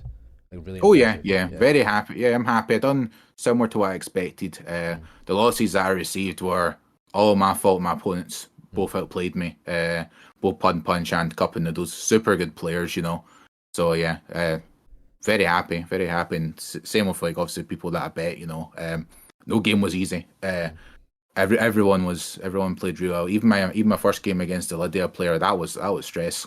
Like final round both times, like that doesn't happen often. There's players in Scotland that, I'm not shitting on anybody, but that I'll beat in top 8s that don't get any rounds at all. So for a Lydia player down there, my first ever game to get final round both games, I think it says a lot. Yeah, the level of play is really, really good. Yeah, no, super strong scene, as they are welcoming. Oh yeah. Aye, nah, you can't. I think especially on that day, you can't feel bad about losing the cup, because the way he was playing was like, really like good. Oh, played amazing. Yeah, super good player. Special mention if you've not seen, if you didn't really watch any of the games that didn't involve Scottish players, the losers final against Punch going to final round down to the wire was mad. I think the top 8 is a spectacle. Like it's a good watch the tournament if you just haven't bothered. Like 100%. Even with odds, even mentioning results, it doesn't spoil it. Like there's a lot of hype sets for sure. Yeah, I was honestly we were back and you were watching that on the VOD, live. Me and Alistair, I believe, a few others. We were hyped. We were just hyped watching it, trying to back it all the way. I appreciate that, man. Yeah, no, man. It's like we said, I definitely landed some plays. I need to go back and clip some stuff. I might have done the famous setup, the one grab, the power bomb, the Batista bomb into the running shoulder on Dakinite, and it worked. I was like, yeah, you can't move. Just like, obviously, no one knows that unless you play Jack. But when you see it land, and then the wall was there, I got the wall splatting to death. I was so sick. What was it? You got what's the mad like Jack full crouch like? Oh, the headbutt, yeah. So if you back roll immediately or stand up immediately after doing or any get up kick after I do my back 3 perfectly. So if I do me and Turkey, so Turkey used to be he's still a very strong player, but used to be a Jack player as well. We're talking about this. So Jack and Tekken after his power crush that final got fixed, up back 1+2, does that, smacks you, gets a guaranteed hit. If you have execution, you can do blue upper. But then another option is to do back 3, which is also guaranteed. And the reason that I prefer back 3 a lot of the time is because it has that easy setup where you do back 3, any get up kick, tapping up or holding back. I'm sure the options are. Forward 3+4 if Jack is guaranteed, and then you hit confirm it into the grab for a 2-hit combo. So I done that against him last time I played Sagax as well. I was rinsing that as well. So just unfamiliar. You know, just try and put people into these uncomfortable situations. So and it's low risk as well. So I was happy I was landing stuff like that. But yeah, definitely. Turkey was on my case. I need to refine my gameplay a bit for sure. But learned the most I've learned in a long time from going down there. It was super good. Aye. That's what it's all about, man. Yeah, no, just to wrap it up, just a great weekend, great event, great vibes, great people. Definitely want to have a bigger squad to come down next time, because like we say, it's just such a good event, so cool to have more of us down. And see if one of us can win next time, you know? Maybe. Try. That's all I'm saying, you know. Yeah. I don't know where I'm ranked. Not very high in Scotland, so you know, got to get the big dogs down. Right. What's the actually? Yeah, we can check the ranking later on. I think. Oh, I don't want to see that, man. Don't get me started. Oh, right, okay. Yeah, I'll start flipping my table. You ought to think, like, see to toot the Scottish scene's horn a bit. You ought to think that it might have been a bit of a different result had we had more Scottish players down there as well. You know, see if we had. I would have. I agree, and Yeah. I would have loved to seen how we would have done against. Obviously, I lost the second and third punch and cup and noodles, but especially Rain. I would have loved to seen who could have won against him or whatever. Because I'm unsure because just how impressive he played and when I was speaking to him, the game sense. But I do think a lot of us are capable. But it would have been so cool to see people play him, you know. So yeah, I'm hyped for the future. Yeah, hyped for Neutral Mania because a lot of them will be coming up. So we'll be able to see the scene clash again. I look forward to that. Was Rain local as well? He's from Birmingham. Birmingham. Yeah, so him, Cup and Noodles, Sparta, so on. That explains the excellent gameplay. Well, that's what I said. I said, who do you practice with? And he was like, Richie was the main one he mentioned. And I said, that makes a lot of sense. Yeah. Fair enough. It does, yeah. Mm-hmm. I don't know what they're doing down there in Birmingham, but they seem to fucking burst They're out. locked in. They're just locked in. Well, Yeah. what are they doing? Who's scaring them? But sometimes it only takes one person to then bring other people up. Look at Peaceman, you know. He got really good on his own pretty much, and then we've been trying to chase it, you know. Oh yeah, we've So all similar. Yeah, Grim as well and everything like that, and then Bolt and then Carberry. It kind of started with us in Tekken 7 when Carberry was just at the top there for a long ass time. No one's played Carberry more than me in Tekken 7 tournaments, man. Yeah. I played this guy every tournament. And we were all just sitting there just trying to play catch up since fucking 2017, we kind of thrived. After that, we kind of after around about 2020, we just started to hold our own now more, and ever since then, we've just gotten a lot better and better and better as a scene. Yeah, 100%. That's why I'm talking about, like, if we did have greater presence, like if we didn't have two sort of teams of us split up, and then obviously a few of us were out for those tournaments there, like all of us that are here plus a few other members, we're all like sort of at the height of the scene because we've all been playing and leveling up together for so long now. So like we're in a position, particularly in Scottish tournaments, right, where amongst like 10 of us, anybody can beat anybody. You know, like it's a clear like sort of 50-50 every time. So I'd like to make an effort for more of the guys to go out and down to these tournaments because like the caliber that we're at within our own scene, I think would really shine. Going to these, it's harder when it's things like fucking VSF, bro, and you've got Mangjan, Mulgold, and Kokoma, and John the Ding and shit like that. Like, but I think for these sort of smaller tournaments, I think Scottish players could really shine outside of Scotland, of course. I agree, and I feel like people need to also consider that people like Manja and that, or like Richie's a good example. He goes to all these tournaments that we should be going to as well if we want to play similarly. There's no surprise that like these players who are constantly grinding to that extent are doing so well. It's both talent and the effort put in. So yeah, it'd be cool, and a lot of people, like you're saying, like top 10 players in Scotland or whatever, could reap rewards elsewhere, or put us more on the map, and it benefits our tournament. So yeah, I think it's good that we're seeing people traveling. Bolts and Eunice have been abroad on their own as well for tournaments already in Tekken 8, and then Greg and I got the flight down. Eunice went representing Newcastle. So yeah, definitely cool to see. But even more so, it would be good. Yeah, no, there's more opportunities for it as well. Like we've got, I think a few of us are planning for EGX next month. There's a few of the EU Cup events. I'm sure some of us will be trying to go to.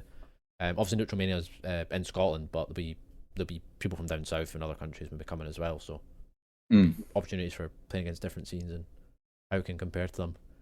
So again, great weekend, great events. Good job to everyone who travelled, representing the scene well. Proud Good of job to you. Good job to you and Jack as well. Same to you, man. Grand finals, no easy feat. But I thank you very much. I know. Happy with how I done. There'll be definitely more of that. Here's some more, man. Well done, Here's some lads. more. Well done. Thank you. Aye, mate. Don't get me started. No, that was aimed at you. You better get your arse out your bed. We try to warn everybody about Vegeta, man. You know, that's what we're saying. He's gonna rock up. Nah, he's going to rock up with Nappa, you and Ryan. Alright, it's game over. I was really telling people about like the stronger players. In particular, it was yourself and Peaceman I was mentioning, and then with a lot of people were surprised with how I was playing against Cup Noodles on the first day. They're like, "How are you blocking slides like that? How are you doing this and that?" And I'm like, literally just Ibra. Like this guy, I was like, no one slides more with that character, you know. So I was like, once you've been through that gauntlet, then you're forced to like scout out the slides, you know. Mm-hmm. Yeah, for sure, man. All right, so we've been going on for a decent amount already, talking about all the tournaments and away days and everything. I'm thinking we can maybe take a wee 5-minute break, and then once we're back, we'll talk about the recent gameplay reveal for Heihachi. Yep, sounds good. Sounds good. Good day. All right, and yeah, we'll be back in a moment, folks. Don't go anywhere. See you in a sec. Bye.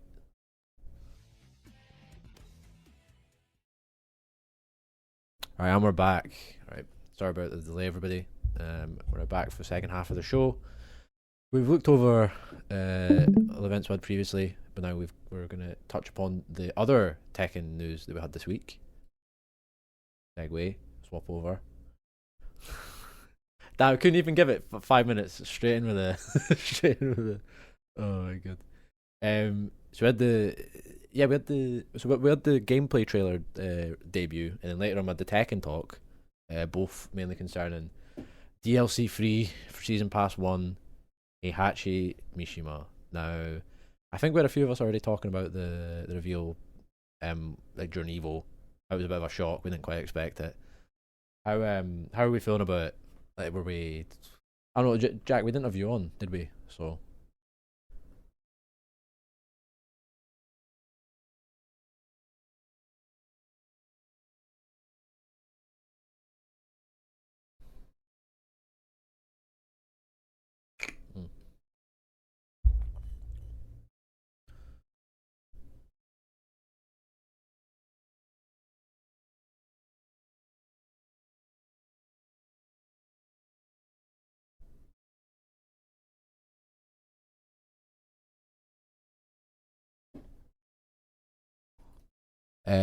Hold on, we can't hear you apparently somehow. Weird. How's that? Yeah, I can hear you, but it should be capturing Discord. I don't know why stream can't hear you. That's so strange. Wait, hold on. I think I just Something crazy. No, I think can. How's that now? I think we'll just change it. We'll just change the desktop audio because it's meant to record Discord separately, but if it records desktop audio, then it should be fine. Your camera's when it out of focus and all. I think you're on autofocus. Really? Oh damn. Yeah, you're like blurred out to me, man. It looks fine on the stream, but yeah. Yeah, so it's fine. Maybe it's just me. I don't know. Well, can people hear me now? I don't know. I could hear you. Yeah, it's working now. Strange. No, I mean, like the people from the stream. Aye. Yeah. Aye. Sorry. So you were saying before he actually was revealed that you were looking to play on a bit. I want to get another character on the go, not just play Jack. Because I'm not passionate about him. I just think he's fun to win with. That's as far as it goes. I was like, I'll try somebody else, you know. And then I tried Reina, and then I was like, this could be the one. I think Reina is very cool aesthetically, and I like her personality and stuff. So I was like, ticking a lot of boxes, and obviously her playstyle is cool, and you can kind of play her in a lot of different ways because she has like one of the biggest movesets in the game. So I'm like, right, looking cool. But in my head, I was like, I think maybe I'd favour more towards how Heihachi was in Tekken 7. So I was trying to like think about the Mishimas because I really, really like Armor King, both competitively and as a character. I think he's super cool. So I was like, right, think about like all the Mishimas, including Armor King and Bob, kind of thing. And I was like, what do I want to do competitive wise? And ones that are similar to Heihachi and Armor King, I think I'd do better on. But I would say don't let that be a defining factor. If someone's fun and just play them, I can get them to that stage. And then Heihachi trailer came out for Evo. And then I was like, right, I'll play Reina and I'll try and get Reina ready for Heihachi so I can try Heihachi. And then indirectly been like, nah, I want to try and like co-main Reina with Jack. So quite funny that way. But as far as like, well, I'll let you take the reins on it. But I'm not overly hurt by how Heihachi's looking.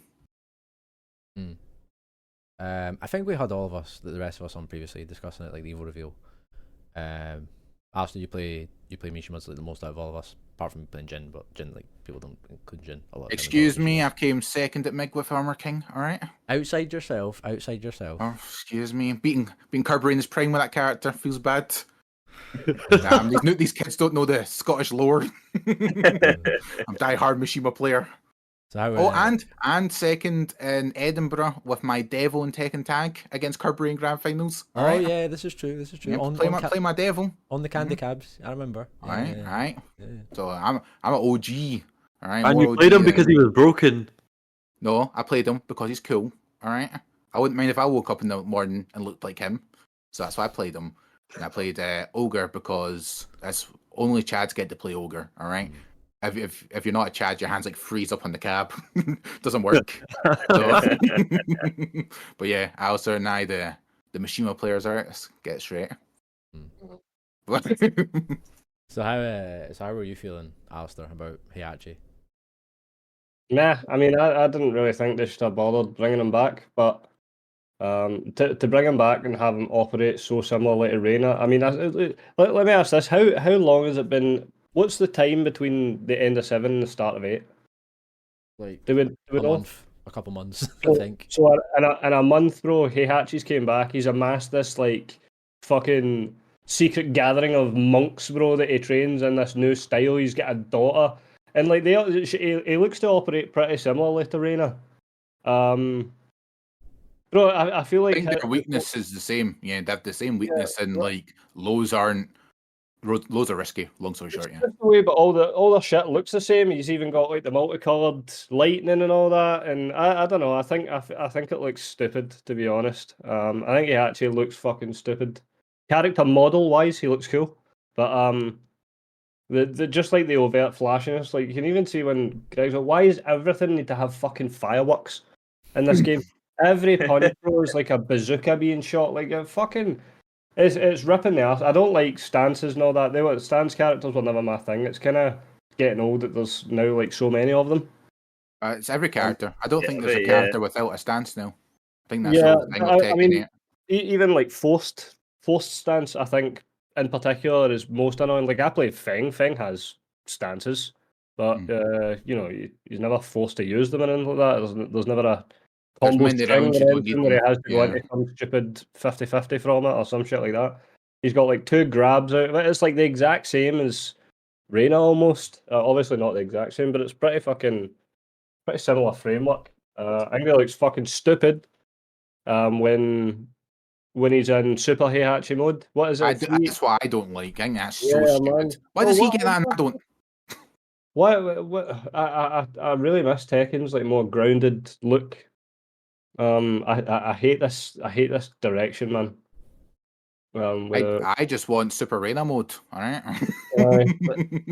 Where's my 1-1-2 wall splat from 10 years? You know what do I get? I get a spin. Hell with any luck, she'll be in Tekken 9, and with any luck, that'll come out in 2 years. I sure hope so. I think that was the whole point of Reina, wasn't it? Like she was meant to be Heihachi's replacement, so that's why everything looks. It's so odd that she's in. Yeah, I think it's odd. Heihachi even being in the game this early is like fucking a pure knee-jerk reaction to the leaks as well. Yeah. If they were going to bring him out in the last season of this fucking pish game, man. Like I thought if he was going to come back, it would be well late. Like once we've had a few years of Reina, but it's just sort of just I came up on us. It's like it's the same character basically, except a female version. Mm-hmm. They're really, they're not all that different. I think we're past that. The thing is, I I'm kind of a sucker for good visuals, especially if it's kind of like anime related kind of thing. Because I'm a big fucking What a weeb. I surprise. can't help myself. But like I think I'm kind of opposite to how Alistair feels about the whole fireworks kind of thing he calls it. Like I kind of love that shit. To be honest, I like seeing it, even if I'm getting hit by the opposite end on the opposite end. I like seeing good visual in a fighting game. And I think Street it could be Fighter, a good middle ground. Street Fighter's done it really well with the whole fucking what do you call zippers them? The drives. They've done it really good with the drives, even though they are second to us and will always be inferior to us. Damn right. Yeah, and AB game. yeah, B plus game at best. But like I personally love the visuals with the Heihachi and stuff. But the moves though, I've got a different feeling on. I don't like the. It seems like everything is just fucking buffed to. Yeah, that's what I'm annoyed at. It seems like he's got this privilege above others, and I don't get the inconsistency. I said that at the start of the podcast. There's a lot of inconsistencies with Tekken, and like these characters that were introduced earlier. Like I don't get the guard break thing. Why does he get guard break into wall splat, and Steve gets guard break all the time into +12? Now my character only gets it in heat, and it uses a chunky heat. Fuck's that? Fucking bullshit. Yeah, no one would bat bat an eyelid if it happened, but it's not apparent. It's not like as if fucking he actually needed a better wall game, because already, like, and if you played Tekken 7 towards the end, man, he actually was character was nuts, bro. It was miserable just dealing with Heihachi. Like, people thought Kazumi season 2 was bad. Fucking Heihachi season 5 or something. 4 and 5, yeah. Season 5 was a nightmare, and like it wasn't like he was an uncommon character. Like half of EU was playing fucking Heihachi. Well, 3 of the top players were Draconis, HK, Joker. Exactly, and there was even more Heihachi players even beyond that, and fucking Big Nose as well was the fucking. Oh, yeah. The first of 2 was a nightmare. It was an absolute nightmare because you and I seen on a tweet he goes why is was it called GT Omega or something, that launch, the one that goes under, that every Heihachi player used in fucking start of the rounds? What was it called? OTGF. OTGF, right? And like, he goes, why is it not launch? I'm like, are you fucking out off your fucking rocker? What do you mean is it not launch? Like, what the?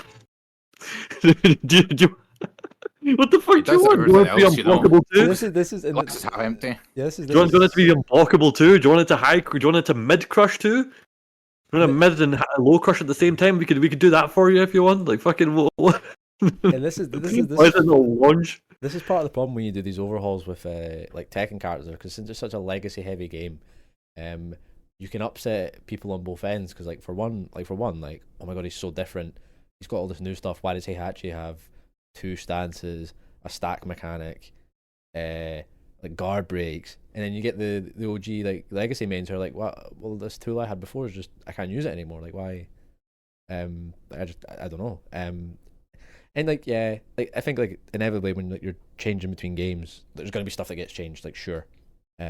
I know they wanted drastic, yeah. I know they wanted defensive aggression as well. They wanted people to react, but this, like, the watching that trailer, like, if that's gonna be the norm of every round, where he gets you to the wall and you have to choose between guard break or forward down, forward 1-2, like that's like, yeah.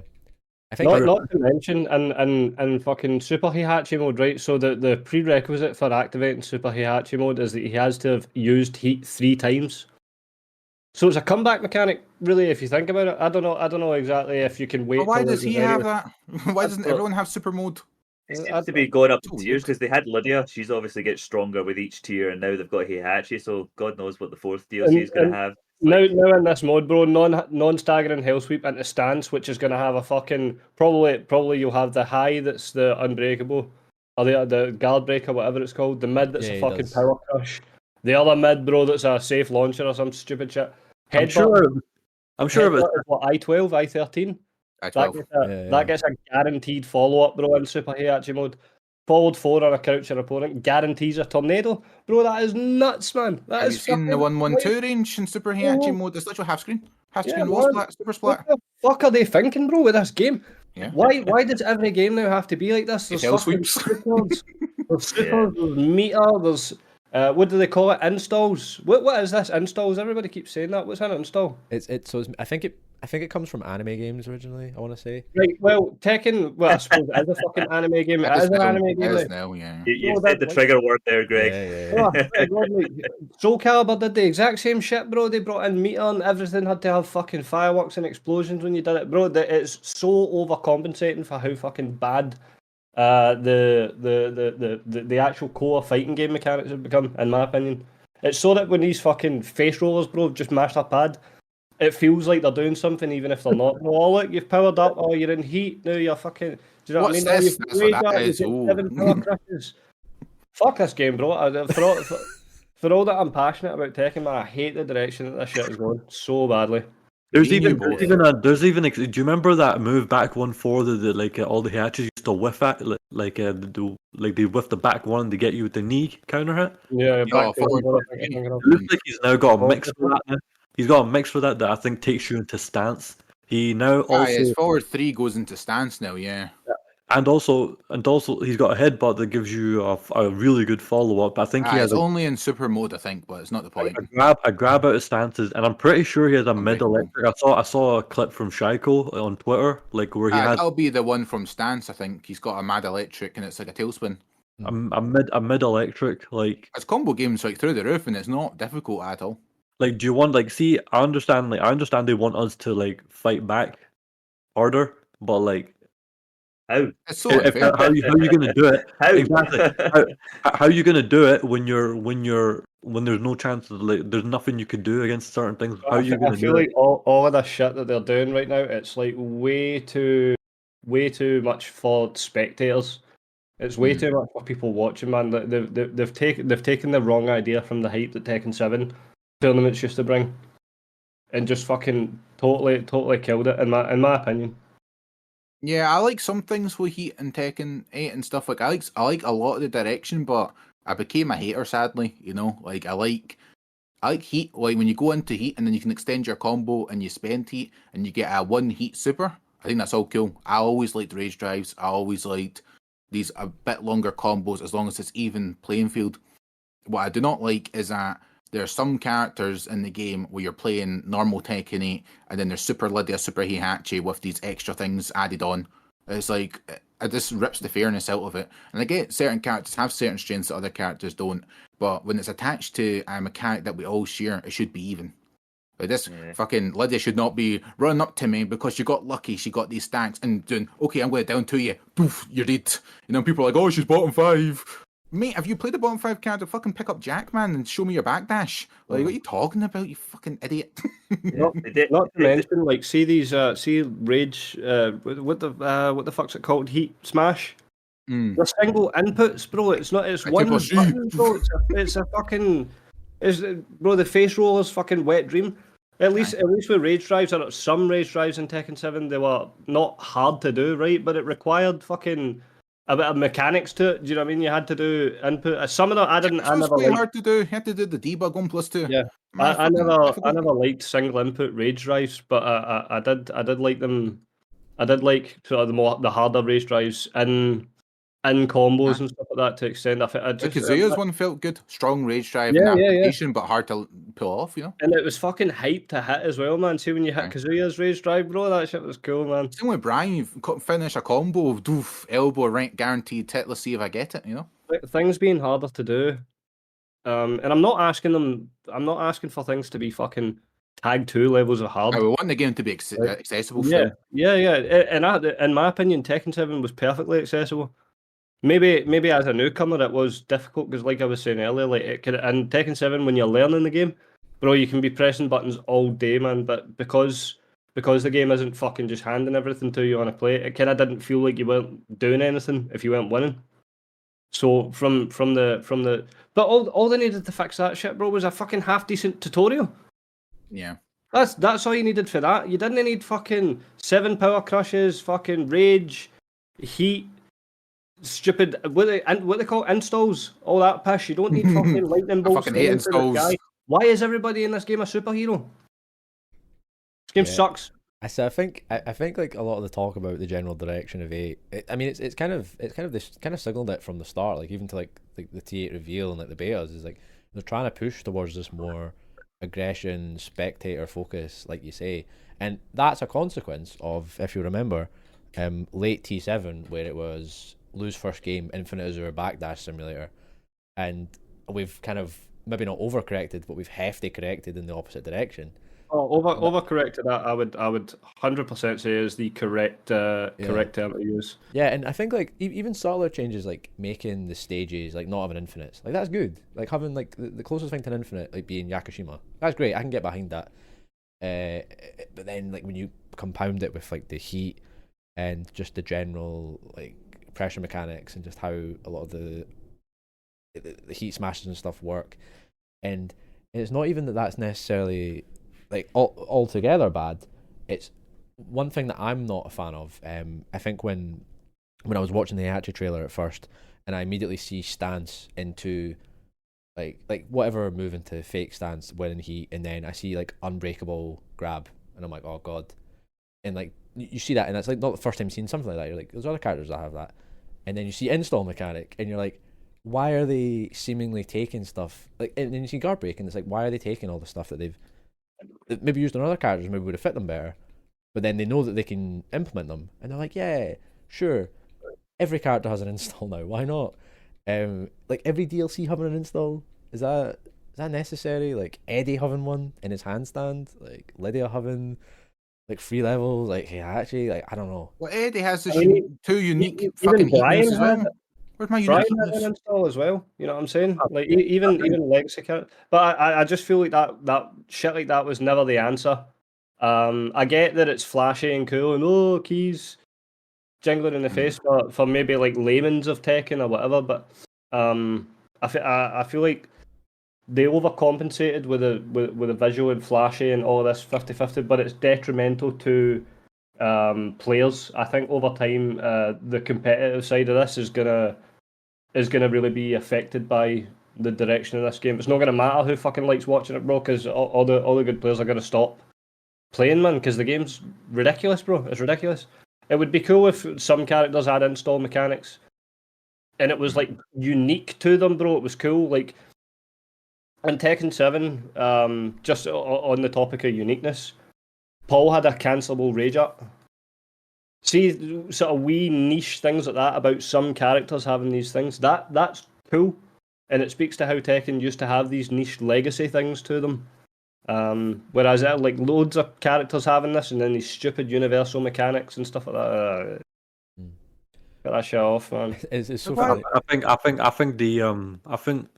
think they had the right idea, right? I think it's just been, I think probably what you said earlier is like over tweaked. Do you know what I mean? Just a bit too much like aggression. I get the concept. I think it's a good idea. I just think they need to tone down a lot of the stuff. I still have a big problem with power crushes still being in this game. Yeah. I don't understand why, especially heat engaging power crushes. Yeah, exactly. I don't. They should have taken that out. At least for the last patch, they should have at least made them not heat engagers in the first place. I still have a problem with some lows. Like I still have a problem with Lily having -13 lows that should be fucking launched in the first place. I still have an issue. I still have an issue with Yoshimitsu, like being able to get away from every fucking thing possible. Yeah, and definitely. like you have to sort of like, and somebody's trying to justify it by saying, "Oh, you gotta forward dash and then do a tracking move." Like, are you fucking out your fucking rocker or something? What's wrong with you?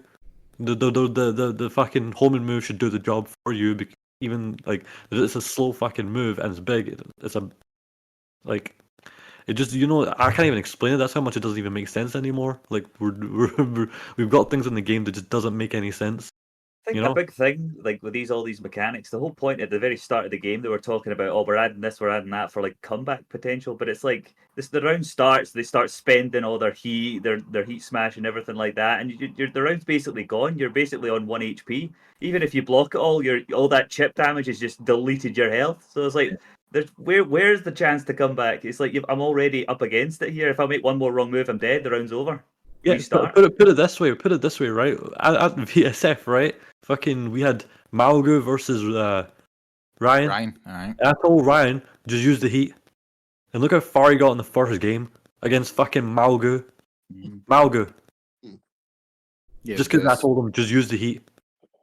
I don't know if you've seen what I was trying to say earlier. Starbreaker put up a tweet about the options in this game, and pretty much what we're all saying. There's that famous Lydia clip as well of some American Lydia player. Don't even know who he is, and he's popping off over hitting heat into whatever else, into that heaven stance. I don't get how a character with that stance can be seen as weak. People are like, -5, down forward 1.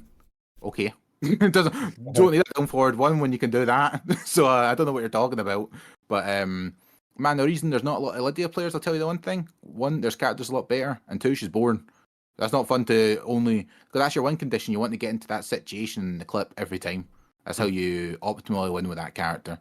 And that's what I mean. Where's the character expression in that? Where's the reads? Like, you're not rewarded for reads. You're just kind of hoping for the best at times. And it's like, how can you really get into the head of somebody where the movesets are so convoluted? That's a big issue I have with Dragunov and King. Like, I can't, get a main game started because there's so many options to look out for. The characters are so overloaded and strong. And then people are like, oh yeah, in this specific situation when he does this, sidestep and do this. Well, there's characters in the game that don't have that option, so what? I'm just at this massive disadvantage. I should have something to slightly compensate for that, like there used to be in the older Tekkens. But, like, down back 1 was a huge one for Jack in older Tekkens. Yeah, you can't do all of this, but you have down back 1, godlike low, and that will get you out of all of these situations, and then you can start your momentum. Just took it away in this game. +1, they can't do anything. It's like, what the hell do you want from me? You're supposed to get mashed up. You're supposed to get mashed up by these guys. That's how it goes. It's gone to the point. It's gone to the point for me where I'm even starting to see it with Brian now. Brian of all fucking characters, right? I play Ishmi quite a lot, like with Brian, and we talk about our sets with each other a lot. And I'm trying to play a game plan against Brian where I'm trying to close the distance so he can't use quarter circle back 1, he can't use 3+4, he can't use the shoulder.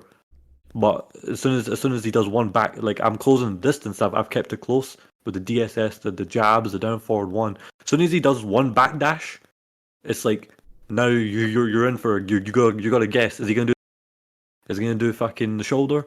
The shoulder's safe. Why? I know, it was nuts. It's nuts. Flipping. Your options in T8, bro, is dodge the missile or eat the missile. That's what this fucking game is, bro. And so what? Then he has a what stack as well now, and then like when he gets the stack, he's got this fucking string. As soon as he hits you once, the 5-hit string or whatever. As soon as he hits over you to once, one string, yeah. Yeah, you taking every single hit of that. It's almost like Law's fucking heat burst. In fact, it's exactly like a Law's fucking heat burst. And then you've got the the unblockable string, not unblockable. Sorry, the guard break string. Did the charged hit?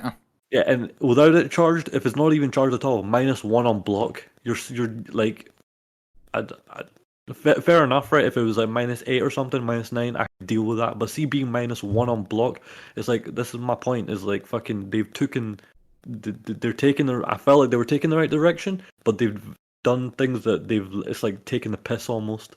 It's like, why? As well how we feel with this Heihachi character. Now, I don't know how he's gonna be when we actually like come to play him and see what he's actually like. He'll be 100% top tier without a doubt. It might be that he might be shite. It could be. We don't know. Oh, there's no chance. I think he'll be. It's possible. Best, maybe second best. Like Nina and Drag maybe are better. But people who are crying about Yoshimitsu, man. Like, I think Heihachi can do a lot more than him for sure. Well, I have no doubt in my mind that Heihachi will probably be. I've got like 90%. 90%, I would say, yeah, he'll probably be like top 3 in the game. But there's 10% of me that's saying, you know what, maybe he won't be as good as. Oh, that 1-1-2, man! Like, Jesus, and if that's still -1, what's the counter? What are you meant to do? It's crazy. 1-1-2. Oh, what's that? Get clipped. at the wall in T7, right? At the wall, he was fucking in the neutral. It was hard to deal with him. He had a But now fucking his wall 4-4-2, games in the middle. 4-4-2 that only certain characters could fucking launch. Now in the trailer, 4-4-2, and then he could do some kind of the stance that could Tsubaki shit or whatever. Yeah, it's got his I don't know if that was just like, I don't think that was a true punish. I think that was just him showboating. I'm hoping not. But he does back 1+2 is meant to be the input in his old style parry that does damage to himself that Reina also has. But it looks like I don't think it does damage to himself, and it goes into heat. And then he also That's has cool. the back one. He has Jin's back one too. I think it's back one too from Jin. He had that beforehand as well. Yeah. Yeah, and then he's got the grabs out the stances, and then the mid electrics, and then the twin pistons out of stance as well. Yeah. See, when I saw that trailer, 2-1, yeah. I saw that trailer, I says Big Nose is gonna fuck us so hard for the next like 3 to 6 months.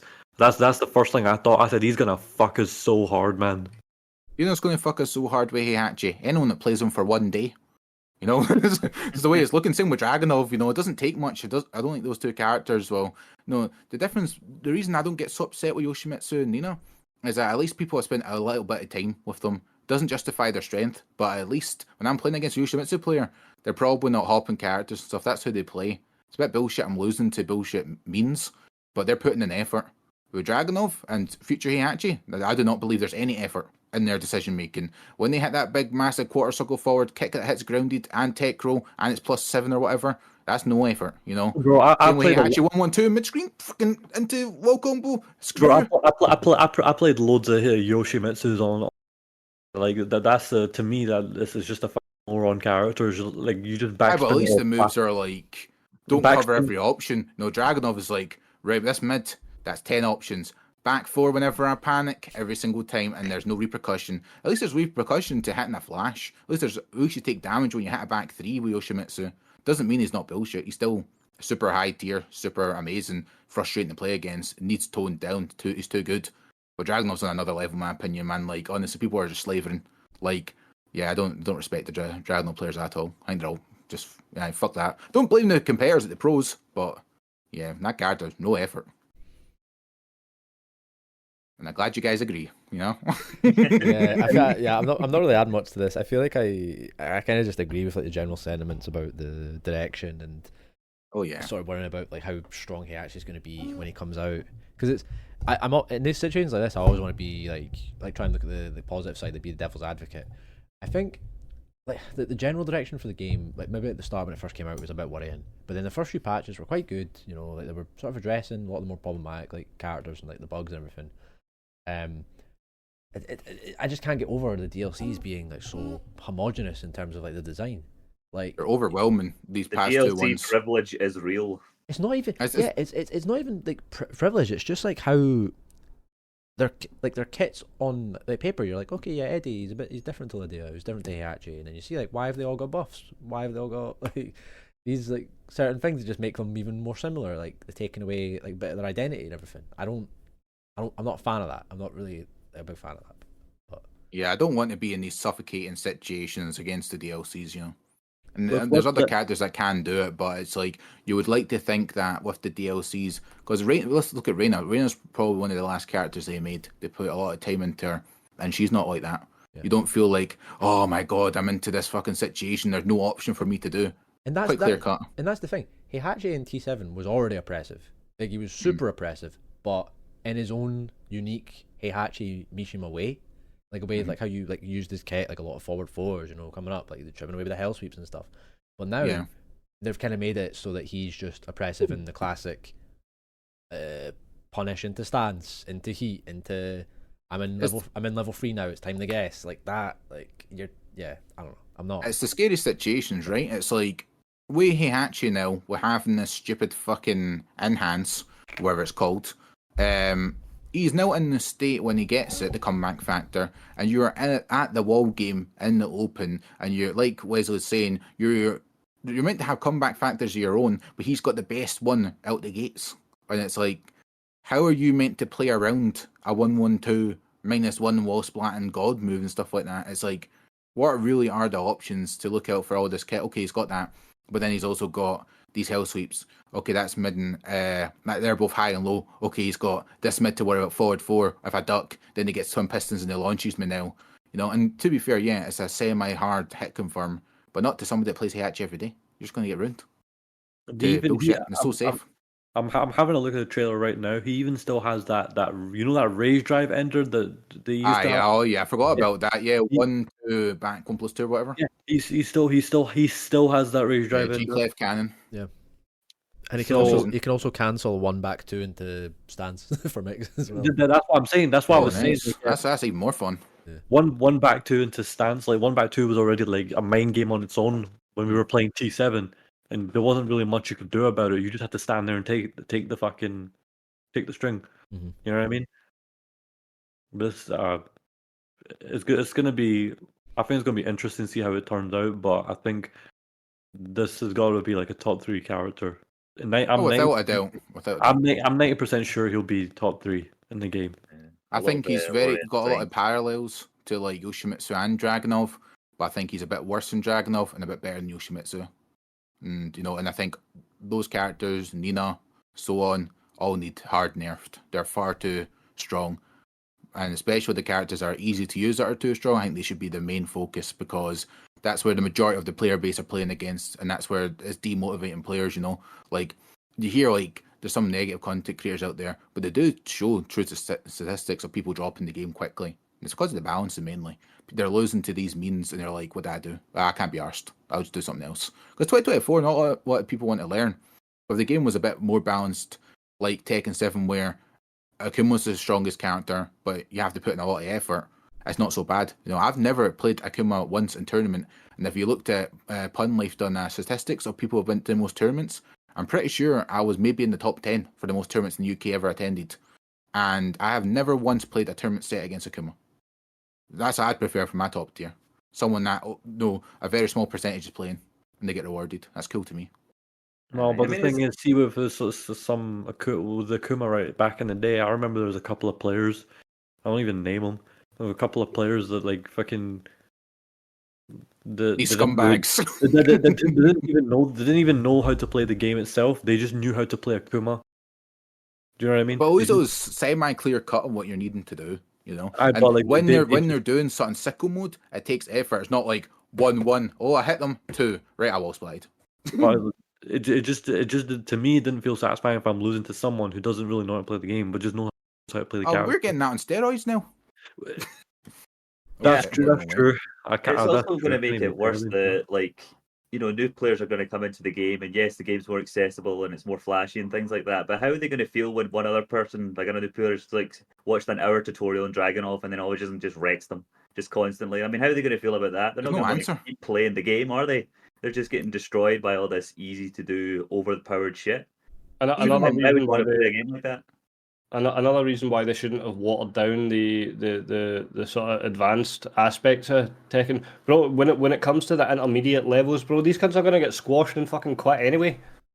You know what I mean? Like, if you the thing with Tekken, and I suppose it's the case with all fighting games, but I can only really relate to Tekken mostly, is that it's fucking hard to learn. Like, initially, anyway, there's no need to draw away from all the legacy shit.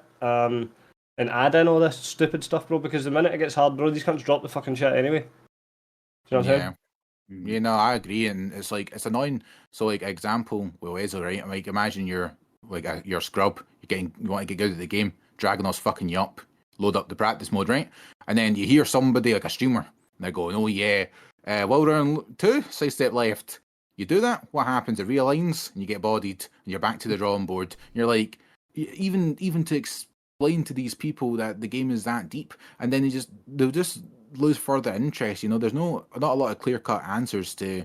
That's not OP. I'm not saying, we're on 2's OP and game breaking. I'm just saying, like, the game doesn't help itself with how to deal with a situation.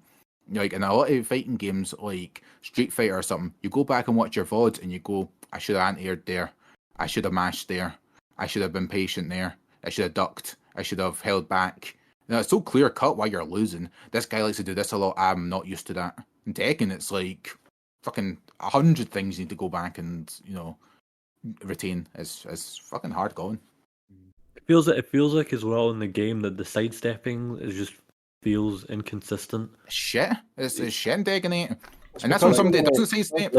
I'm playing against Zafina, right, and I'm trying to like fucking sidewalk a certain option from a stance, and I'm getting hit still, and I'm just like, what do you want me to do now? I have to sit there and take the fucking the mid, or the mid that just fucking flies you from from range 0 to range 3.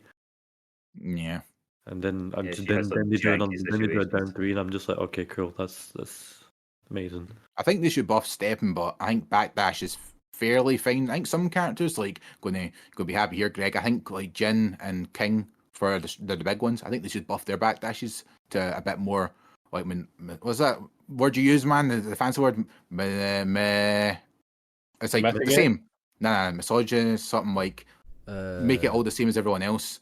Homogenize, you know. Yeah. I think they should do that to the backdashes. So kind of where they're at just now, but stepping is a big buff, man, because that would also result in aggression. You're doing an aggressive counter to their aggression by fighting fire with fire. But a lot of the time when it's like Lydia situation with that clip, man, you're just holding it. You're just like, what the fuck's going to happen? And it's like, what? On a good read, you're what? -7? And they're +7? And the people are like, oh, it's only Lydia's +7. Okay, then you freeze up and then shell sweeps you. Can't react. It's fucked. I don't want to play that game. Yeah, other fighting games are looking appealing, and I think it's going to be hard to sell people. Like, imagine someone coming to our locals and they're like, oh man, I really want to get into Tekken. Would we confidently right now tell them to do it? I wouldn't. I'd be like, you might want to try another game to balance and shit just now. That's what I'd tell people. I love Tekken. But I don't want them playing this game. It's fucking stress. Yeah, I don't know if I'd go that far. I'd be like, I would be like, don't play this game. Wait a year. I'd be like, there's definitely issues with it at the core, but like Tekken, like at the end of the day, still the game I prefer to like all the others, you know. Like, I don't know. I'm looking at other avenues that I've never needed to before. I think that's how bad the balancing currently is. Fucking stupid. I'd much rather play against Akuma and Geese top tier, you know, because no one was doing it who, apart from the pros. I'll take that. Rather that than Dragunov hitting back 4 into whatever 5 times mix is, or Lydia doing her fucking whatever face roll. Okay, yeah, that's fun. Can't wait to learn my options. -7, that feels good. I never thought I would miss like wake up 3's counter hit launching and things like that. But I feel like to see taking away things like Magic 4 and wake up's counter hit and things like that. I think if they were still in the game, it would make a massive difference, especially like when you're talking about, all right, okay, you're grounded and you've now got a 9-way mix-up. Do you know what I mean? Like, in situations where you could throw out a fucking standing 4 counter hit or a wake-up low, bro, that counter hits to get it back, I feel like that would really make it instant tornado or some shit like that. Do you know what I mean? Like, it doesn't have to, you don't need to get a full combo off it and all that stuff, but I feel like it should still... it lacks options still again. Remain in the game just to mitigate a bit of that forcefulness that you get from a lot of characters mix up. I'm thinking about it now, and I think honestly, Magic 4 might be the thing I miss most about not playing Kazumi. Like, it was such a good like option when. And it forced your opponents to think a lot more in Tekken 7. There was a bit more of a mind game even when you had the advantage. Now it's just like fucking, I can pop heat, bro, freely. I don't need to throw out a standing for. You can't sidestep my heat because everything's got crazy ghost range in this fucking game. Hitboxes, I think, still need to be changed a lot in this game as well. Power crush sucks, man. Power crush needs to be gone from this game. Power crush does need to be gone. I feel like it's so unnecessary. It's the pushback. It's the pushback when you eat hits as well. It's like, what? Like, if they're going to be punishable, then fine. But I make it more punishable. Somebody, I said, I think it was Ishmi. I said to Ishmi, I hate it when fucking I trade with a power crush and I didn't get hit and I get pushed back. I can't punish him for it. And I get pushed back instead. I'm like, why? They threw out something fucking stupid. I should be able to fucking.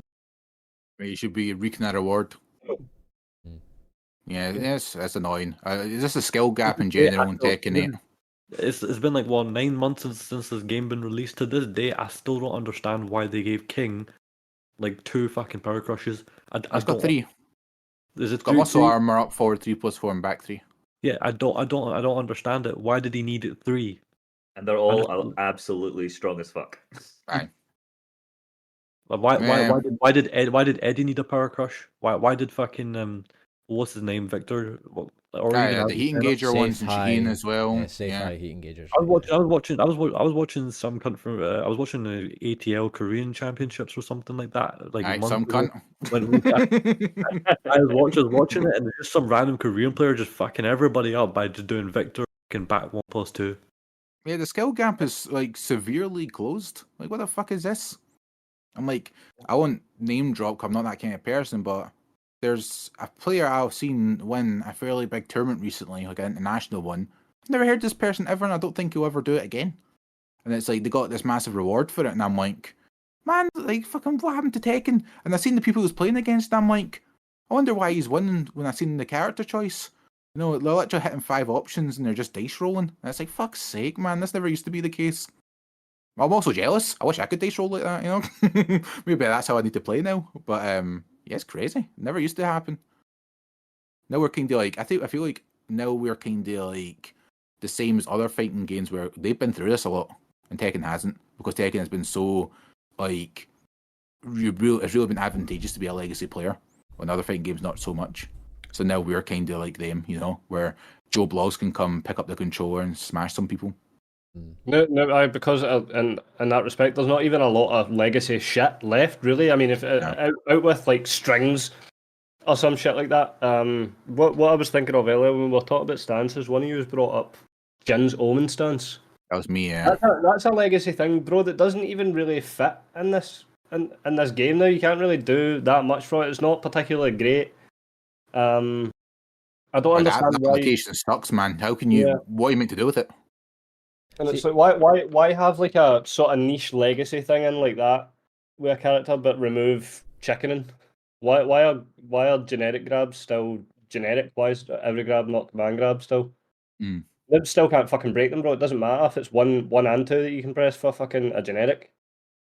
Just wee things like that, man, just bothers me, bro. It's the game's stupid. Yeah, man. they're hurting the legacy players for sure. I wouldn't be surprised if in a year or two, you know how you've got the modern control scheme for fucking Street Fighter? But I wouldn't be surprised if they implemented that shit for fucking noobs in Tekken, bro. Like, I'll be playing modern. Special buttons. Quarter circle moves and shit like that. Just anything that requires any sort of mechanical input, I reckon it's just going to cut off from Tekken eventually as well. Alright, my modern Heihachi's going to win the Chomania 4, alright? You're like getting bodied.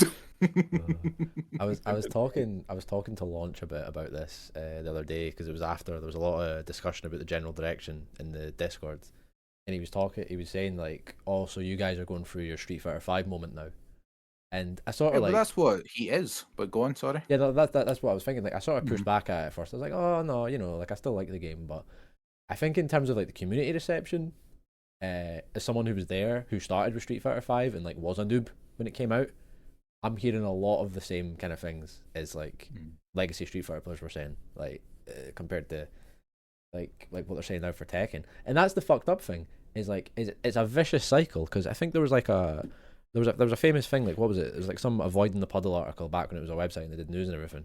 It was like JDCR getting interviewed about Tag 2, and he said the same thing about T6 Tag 2. It's just that it's the never-ending like cycle of like legacy stuff. I think it's more obvious now because of the amount of like superficial mechanics and like flashiness and everything. But it's just it's like I say, it's just a cycle. That take to me is kind of fucking nuts, bro. Tag 2 is the hardest game I've ever fucking played in my life. I don't know what. Yeah, Tekken 5 is meant to be that's what they all love. It's like the creme de la creme. Yeah. Like, it's like you're playing Tekken 5 and DR, it's like you're playing Tekken, you know? Yeah, and it's like when Street Fighter 4 came out, it was for scrubs who play, and like all the guys that played Third Strike and Super Turbo were like, oh, this is like fucking noob game. And then you move on 10 years later, and like Ultra's like the pinnacle of like execution. I feel like for Tekken 5, they probably went through a similar phase where they introduced movement, like way better movement. I feel like probably Tekken 4 legacy players were like sitting there thinking to themselves, why the fuck is someone able to just fucking walk away after I hit him with a plus? Do you know what I mean? Why is someone so able to easily fucking sidestep this or that? Do you know? Let's not forget that Tekken 4 sucked as well, though. I've watched a lot back on that game, bro. That game looks like fucking ass. Presentation been up from fucking 4. Presentation, it had a lot of jank stuff in it. Yeah, I think the presentation of Tag 1 was way better. I think it was a super good. I think the aesthetic, like the audio, was good.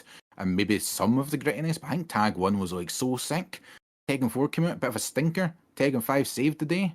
And then Tekken 6 is like, man, you hear all the whinges because it's just wall combo city. It's just like Bruce takes you to the wall, fucking 10-hit wall combo, whatever, and it's like, okay. and T6 was what started the anime stuff, with like Lars and Alyssa.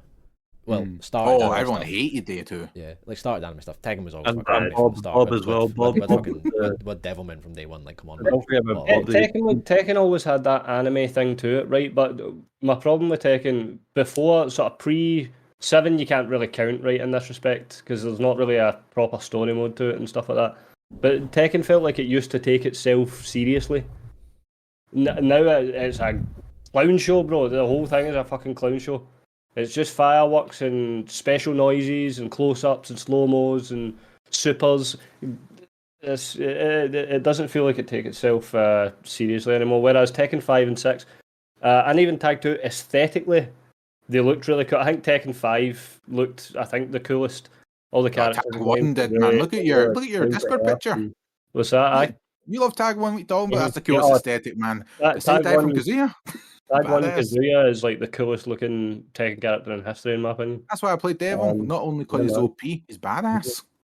And then like now and T7, man, you had characters like, and I hate to bash on sort of the females, right? But you had Chloe in Tekken 7. In fact, here's a male. Gigas, I suppose, was a male. Just stupid looking character. Claudio, in my opinion, stupid. All the T7 newcomers were whack. Apart from like Suzumi and like a few other ones.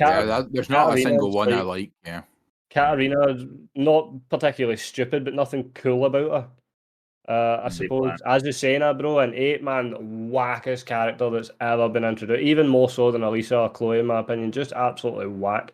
Even whacker than Gigas? Aye, bro, whacker than Gigas. I think Reina's been the best design since Tekken 5. Is like the worst introduced character to the Tekken series possible. I know, I think Lucky Chloe is, and then Azucena. Who does that appeal to? Lucky Chloe's a close second to Gigas. I think Gigas to me was nah. Lucky Chloe and Azucena bottom, man. Who does that appeal to, man? Absolute people I do not want in the scene. That's who. Who Gigas meant to fucking appeal to? Fucking. I'll be friends with Gigas players because they're chads, alright? Gigas players are fine, right? They're fine, right? I don't mind them. I care about the players behind the characters too. So stupid. Nah, fuck Lucky Chloe players and that character and Azucena. Fucking absolute embarrassments. Not for me at all. Fucking play whenever I see Lucky Chloe players online or something. I just thought fucking. There we go. Fucking. Can't say it. I want to say it, but it's not. We need to keep. I'll segue. All right. We need to keep it PG friendly. I'll segue into the topic. We're talking about Heihachi. What I will say is, aesthetically, he looks cool. Does the story make sense? Like Alistair's saying, not so much. It's a bit stupid. Why is he a monk? Who cares? I feel like in every Tekken we had stupid characters consistently. Fucking Jason, fucking Dr. B, he was fucking dumb as hell. And then but Heihachi shouldn't be doing this dumb shit, you know. We still have the bears in this fucking game. I don't know why we haven't got this fucking horse shit. Horse shit. Right there. It's like, why are they still in this game? 2 slots you could have reserved for any other characters. Why are they still in this one? I don't agree with that. Bears have been in it since the first Tekken, man. You can't take out the Bears. Even Tekken 3, fucking, we had, what was that, Gon or something? The wee stupid little dinosaur. But he was a guest character. That was the guest character, yeah. That was dumb in itself, and then Yoshimitsu's always been stupid, I guess. But Yoshimitsu was at least cool. But the Bears, like, I don't know why they've been in this game for so long. I feel like we should have gotten rid of them a long time. I feel like that phase ages ago.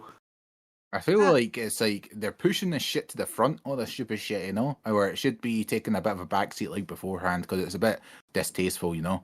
Like, you want to see the cool fights, we want to see, like, the mindset of these characters and the lore and what they're up to, and, like, the gripping thing about the story is, why does so-and-so have this? Why is this happening with so-and-so? Oh, look, these 2 characters interacting, that's cool. But all this fucking cheesy pish, humour, Avengers pish, like, no one who does that actually appeal to? Like, not a lot of people at all. It's hard to look at the story. It's fucking ugly. I've not played the story mode, bro, but those shots of them like on a war zone, bro, and everybody's in the fucking in their costumes, man, they look stupid, bro. This game is fucking pure junk food. To be fair, all it is, man. To be fair, running armies with like guns and stuff, that just I love Steve's like parties and bubaloos and fucking amazing. maybe liquid things. You drink the liquid, bro. It's all just junk, man. That's what it is. It's all shite. Is what I know you're not quite backing up what I'm putting down, right? But it's nonsense, man. It's all fucking colours and shapes. Look, personally, the Tekken 8 story mode is actually pretty good. I liked it a lot. I thought it was quite fun. It's set out well, but there is just over the top moments. Probably the best story mode in all the Tekken series. Well, they hardly ever tried. Yeah, trust me. No. I definitely like Tekken 5 with like the interactions in between like the story and the running. That was the best way to do it. Just characters fighting each other, having interactions. They didn't have to like add armies and shit like that. Nah. You got even more interactions in the intros. What was that? You got interactions on the intros? But that's stolen. That's not even Tekken's ideas. Fucking Mortal Kombat, and they're like, "Oh, we're like fighting each other before." Come on, there's nothing new. At its core, right, the story modes have always been kind of shit. Like they've always been kind of fucking dog shit. The thing that was always appealing and cool about Tekken, up until probably halfway through 7, is that it was a cool, technical, hard fighting game. That's just what it needs to go back to, bro. This game sucks. I mean, it still is. It's just a lot. There's just a lot of stuff been made a lot easier, and it's a lot more accessible. Like the depth is still there. That's the thing. It's just with some characters and some players, but the skill gap is severely, like to the highest extent, like of like saying this, like I know that can be a harsh word, severely like shortened. Yeah. Like I swear to God, we all of us were such like legacy players at this point. We could lose to some absolute idiot playing Lydia. And that's just the truth of the game right now. It's the current state of the game. And that's the same with the top players. Like, think about, like, people like me or other top players who haven't done GDCR, or aren't doing as well. People hoped. Saint's another one. Why is that, man? It's not because they're getting worse. They're like, so I watched Saint play when we were away at Bristol. Playing amazing. But he's not winning anything. You know, he's not going to because of the state of the game. I think the worrying thing is as well, it's like if they keep going in this direction, there's going to be a point where there's no going back. Like they're not going to keep adding all this stuff. They're never going to take it out. Yeah. Once they've added it, they're not going to, all this time and money spent on people developing this new stuff, they're not going to take it out. So once it's in, it's in. They just have to try and balance it. Right. You can go back. You can go back because it happened in Tekken 5. I think Tekken 3 had movement still.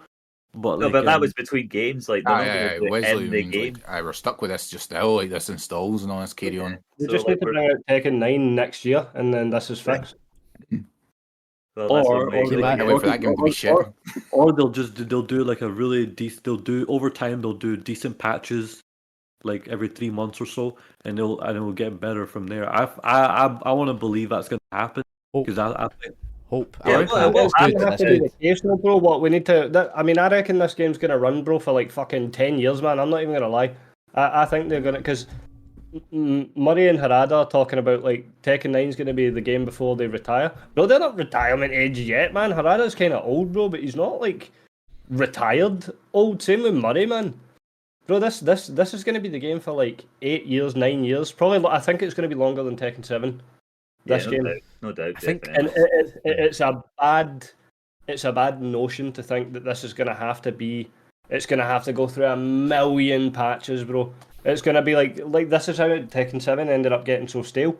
They had to do updates, bro, every couple of months, man.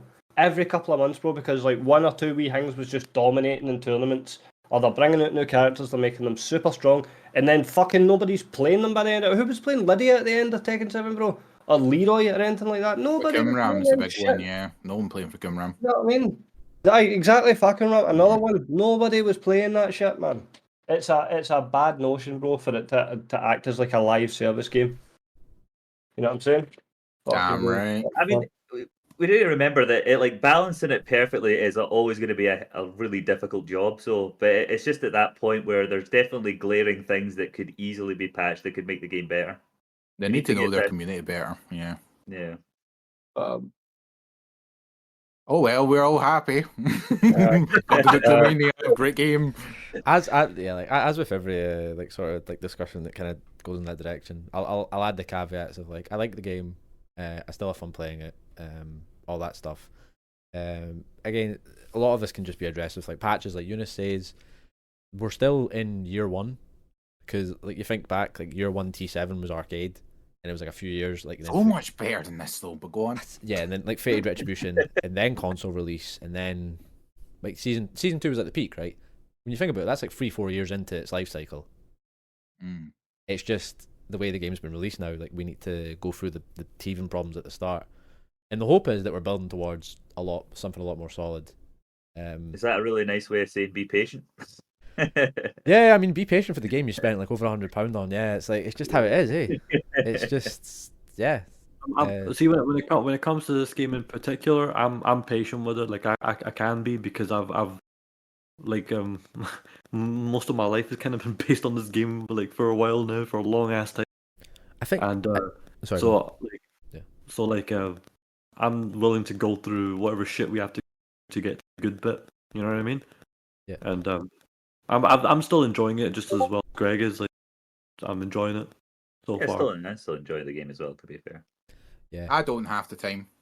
I think it's important to stress that you see a lot of these guys posting on Twitter they'll get God the Destruction or whatever, and then they'll have a fucking 400-word essay about how shit the game is, how much they hate it, and all that stuff. I think that's a bit if you clearly hate the game, you clearly hate it and you're not enjoying it, you're not having fun, you don't go offline, you're only playing online, whatever, nothing is compelling you to keep playing the game, right? Yeah.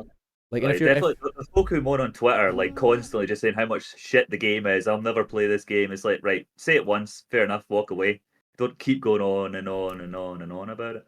Yeah. If it wasn't for tournaments, I wouldn't play. If we didn't have local scenes and stuff like that in tournaments, bro, I wouldn't play this game anymore. I don't think if it was purely an online experience. I don't play ranked or nothing like that. I don't understand these guys either. Yeah, same here. I don't fucking play online, bro. Fuck that shit. There's guys that hate the game, grit their teeth every time they boot it up, and they'll still play 3 hours of ranked every night. Yeah, man. What are you doing? Why are you doing that to yourself? It doesn't make any sense. They're they're desperate for validation, man. That's why they're putting the screenshots of the God of Destruction, this and that, man. It's please notice that I've put in all this effort, and they want all the scrubs to be good job, man, you're amazing. And then they pretend that they hate that, That's what they're wanting. Of course, why else would you do it? You know what I mean? No one needs to know how you're doing. The coolest people in any community or any competition is the people that aren't obnoxious. Look at Nee, man, when he wins. Fucking cool guy. Double thumbs up, that moves on. Man, I like that. I don't want some guy being in your face. He's not even the top 20. He's not even in the top 20 anymore for TWT points. I just mean point being when you're seeing these bitches on X or Twitter and they're oh, I done this with my character, and Greg's saying they write the shit on the game, and then they even write sometimes I think these changes are necessary. Now let's carry on. All right, man. I didn't know you were in the balancing team. Why do you need to write that on Twitter, man? To write it to Murray or someone who cares. Just shoved in your face all the time. Yeah. But yeah, I don't know. A lot of people are just dying. If I can say a good positive about the Heihachi trailer, right? I would say the stage looked clean as hell, and I really art. And the music on the background music for that stage was I was loving that. The guitar one, I think there were 2 different themes, but the night one was the heavy guitar. Yeah, the final round one was off of. I think there are 2 different stages. I think you hit square on that one and the New York one, and it's 2 different stages. Did you notice that the final round was a Akuma remix, off a abandoned temple? Yeah, that's why they have the what's called Fujin Raijin in the background as well. Yeah, I love this. I love the look of the stage. I love the sound and the music and everything. I like the animations for what he actually was kind of doing. Obviously, we'll need a lot of balancing, but overall, I think it was a good trailer, to be honest. Do you think he's coming back, Akuma? Nah. Oh, I hope I think not. he is. I think he is with the foreshadowing and stuff. I think it's a bit too strange that Heihachi's doing this and then there's the statues and all this carry on. You know, I think it's quite. Not to, I think it's quite likely. yeah, not to drag it out for like even further, but I actually do think there's credence to Ogre being the final character now. Like I've said I it for hope a so. while, but I genuinely, I hope it is, and I think there's general like there's I hope it's for everyone, man. He's hype character. Yeah. We need more boss characters. Don't annoyed me, right? So I love all the boss characters in Tekken, every single one. And it annoyed me that in Street Fighter they got the Gil and they got Seth to come out in Street Fighter 5. And I swear to God, I cannot remember for a long time like that noise that Twitter made. Like people were so hyped about that reveal. Not a single person was dogging it. They were like, "Here we go." Same reception would be said about fucking Ogre, but instead they're like, "Let's bring in Lydia." Who the hell wants her? Like I'd be cool with Anna because Anna has his like dedicated fans. They're like fucking, you know, where's my Anna at? I'm cool with that, but Lydia, she fucking stinks. Fucking 2 people like her, man, and the people who play her stink as well. So yeah, bring on the Ogre. What I'm saying. Damn. Right. I How would also like to see Lei back, just as a wee side note there. I think Lei deserves to be in Tekken 1,000,000%. Well, the best one's Ganryu, man. Where's the sumo? January too. Yep. Aye, where's That's the the sumo? thing, at, He'll be man? the very last DLC like 50. yeah. If Aye. Lei does come back in this particular game, I think he'll for sure be S tier. I'm confident in saying he will be S tier, and we'll be saying GG's to Schmid for like a good. I'm telling you right now, if Lei Wulong was in the game, we are all fucked. I'm telling you right now. I'd rather lose to that man than Back 4 Simulator. That shit I'm is cool gonna be with that. that shit is gonna be Back 4 Simulator. Like it's fucking There's Lei. 6 Like, different options, man. I'd much rather that than this. At least it looks different, you know. I don't want to Yeah, see that right you leg guys- from you guys- Dragunov anymore. you guys think fucking Heihachi's gonna be awful? There's like fucking AIDS when he Yeah, gets he's getting them. when he gets in this game. When he gets in this game, it's gonna be fucking moronic. I'm hyped. Like, I'm hyped. you- Sorry, go on. Yoshimitsu will seem like a fucking pacifist in this game compared to Lei Wulong. I'm telling you Look right like now. an ant. I'm hyped. What'd for, you say? Go on. What'd you say, Jack? No, I was just joking because he said he looks like a pacifist, and I said, yeah, look like an ant on the ground in comparison, you know. That's what I'll say. I'm just talking mints. Go on. I was gonna say I'm hyped for Ogre for slot 4 up until they show a guard break in the trailer, and then I'm like, man, what are we doing here? And he's Well, gonna he have, has the most unblockables, so I don't know what they're and going he's to do. gonna have like a free medal install, and once he gets free, he gets true Ogre or some pish like that, you know. Just something like Aye, that. and Pesh, that's badass, man. Yeah, but see, that's what I mean. Like, there's people that are hyped for level 3 Lydia, you know. Like, Ooh, man, she doesn't even. She's just some fucking whatever. She's not flashy. She looks like just somebody you meet in the street. You don't meet Ogre in the street. He's an Aztec god. Oh, fucking hell, man. It's meant to be a fighting competition. She does not look intimidating. And she's fucking punch you on the ground in half your health. What? Man, if Ogre punches me on the ground, I expect to be dead in real life. So I'm cool with that. Right, bring it on. I think more people will be way more hyped than Ogre. I don't think that's not an opinion, no, that's a fact. In the right team. I agree. Wesley is buzzing right now. I don't really want Ogre to be in the game. I think he's sick, but yeah, I think he's just a sick character overall. I can't wait for the disappear into air combos. Man, he's only got a float and he's got a thingy. Even if they took that away, like the character is not gimmicky, like at all. It's like what you see is what you get. So I think people would be grateful for an easier matchup, you know. Or to getting Wayne and Moon in the face and then I'll get back turn combo. Man, Zhao Yu's got Wayne and Moon. No one cries about it. You know what I mean? These things are fine. I'm crying about it. I'm fucking eating that shit for Well, you days. can't talk with that heat smash, alright? What'd you say? You can't talk with your heat smash. Well, Crying about Wayne and Moon. The law one. You fucking shit out at I-14 and then you have to just be in this guessing simulator. Oh hell yeah, hell yeah! One I'm pack. gonna throw that Pack shit one. out for days. In this retarded game, I'm gonna throw that shit out for days. 1-1-1? Yeah. Talking Oh about Wayne hell and yeah! Moon? Wayne and Moon's completely fair compared to that. Do you know what? Like, I'm not gonna lie to you. I feel like an Akuma player when I throw out that 1-1-1. I feel like I'm a. It's function. It's the same. Oh, it's the same yeah. shit. It's exactly the same Yeah. shit. Crazy. The more things It change, the irks more me they that stay Laws the can same. wall splat and Lars can't. I get fuck all from 1-1-1. Yeah, that's deep, man. Sorry, I get Feng and Heat gets forward back one wall splat. Jack gets forward 2, nothing. same thing, man. It's fucking bullshit. Listen, man, Brazzers, you got like your 10 million stances, right? Like, come on. 10 million out of 3. It's like fucking. It looks like fucking 10 million to me. I'm going through all sorts of phases. Oh, cancel. Oh, look. Guess That's what? all Guess I have, the mate. That's all I have. Give me something, for God's sake. So what we saying now? Well, did we just rant over this game for like about an hour and 5 minutes? something like that. I think we're coming up on 3 hours, mate. I think it was quite productive. You got to get it out. Try and address some of the aspects you wanted to get fixed. Good. It's healthy. It's better like that rather than to just like be all sunshine and rainbows. Like, oh no, the game's fine. No changes needed. All that. But again, I'll begin the wrap up with saying that, like, yeah, the game's in a bit of a rougher state at the moment, but there's patches and there's going to be changes. And if you hate the game, get a grip and just you don't got to force yourself to keep playing. That's my fault. But yeah, get a grip, nerd. You need to know about every single hour you're playing it, and then it gets shoved in our face on Twitter and stuff like that. It's just that easy. It is just that easy. Right. Well, we can do a whip round of everybody what we thought, our final thoughts. Wesley, how you feeling? Well, I mean, I'm trying to bring myself up again after all this negative talk. No, but I mean, overall, I mean, I still love Tekken. I'll still play Tekken. I'm not as bad. Like, I don't hate it as much as maybe other people do. Like, they won't play ranked or that. Like, I'll still happily play ranked with different characters and things like that. And I'm looking forward to what's to come. I guess hopefully it goes in the right direction. I mean, there are some worrying signs, but you just got to keep your fingers crossed. And I'll stick with it as well. Like what Eunice was saying, I'll definitely be here to see where it goes. So, yeah.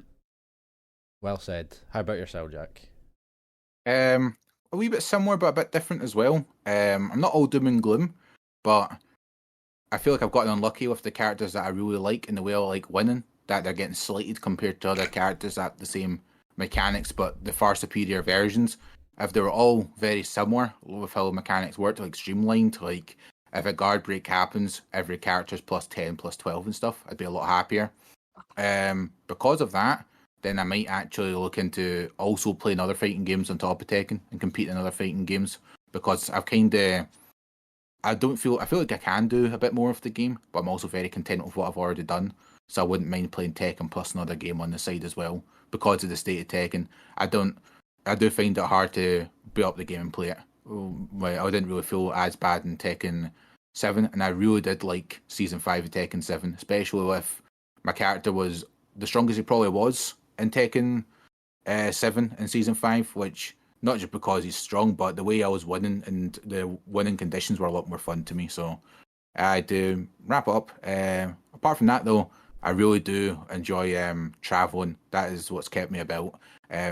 Trip to Bristol has definitely reignited a flame. Gave me a lot more self-belief in what I could do in the game and how capable I am as a player and the scene is. So yeah, just really happy that I'm here just now, that I've been able to talk on the podcast, talk a lot of fucking mince, but in the same breath, I'm going to keep playing the game and hopefully keep doing what I normally do, if not better, Yeah, for sure, man. You forget the start of this, we talked about like how good our experience offline was. Like, offline's king, always. That's what's kept me here. Yeah. In the same way Alistair was saying, like, genuinely, I would not be playing this either. The exact same. I don't hate the game, but Tekken 8's not really actually for me, to be honest. But offline's keeping me here, and I'm keen to do better and play and help out and everything that there is to do offline. I'm happy to take part in. Exactly, man. That's good. That's a good thing to take from it, definitely. How about yourself, Eunice? You falling asleep there, man? No.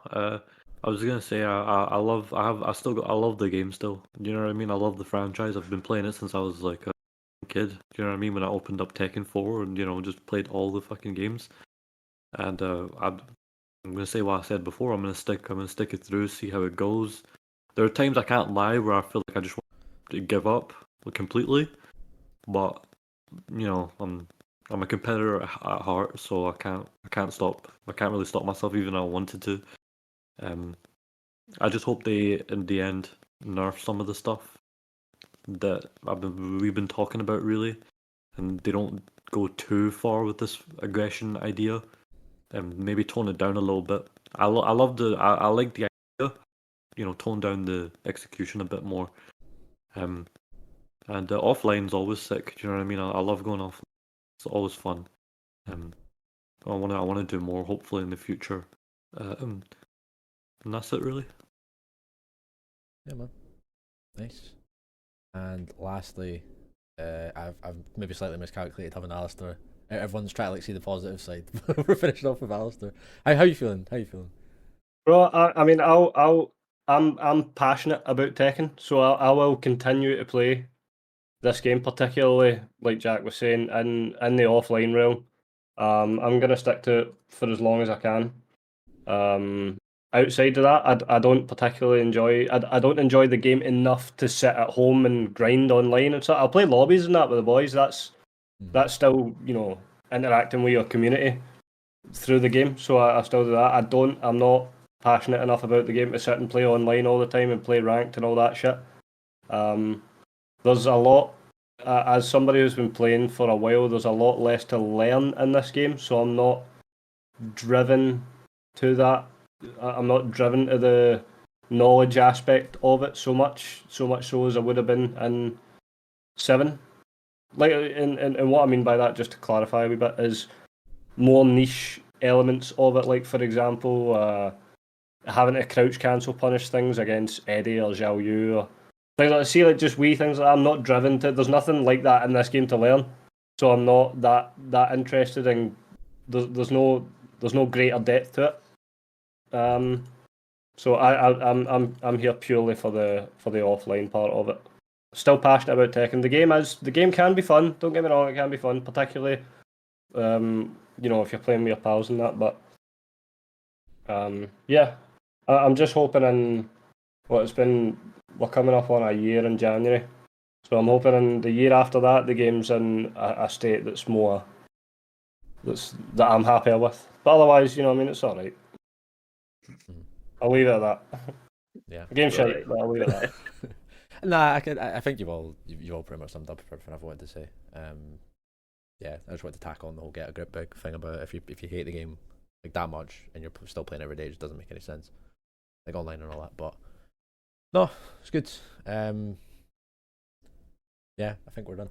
I think that's I guess a good night for everybody. Long session, man. 3 hours. Fucking long going, man. There's a lot to talk about with all the events and stuff, and then just everything about Heihachi and everything that spins off from that. So yeah, thanks to everyone who's tuned in for the full length if you have, and same with the VOD. Really cool. Listen to us moan and whinge about a game we love too much. Yeah, we're not all there, but we really want what's best for the game. But hopefully they're learning. There have been some positive changes with like the heat burst and stuff, so hopefully more of that to come. Aye, and I'm sure there will be like with patches and everything. Please It can only get better. Wall splat. All right. Well, yeah, I'm cool. Again, thanks everybody tuned in. Thanks everyone for joining the pod as always. Really appreciate it. And yeah, we'll see you in the next one. Probably either just before Oktoberfest or after it. We'll see what's up. But yeah, either way, sign up for Oktoberfest. Sign up for Neutral Mania. See you all offline.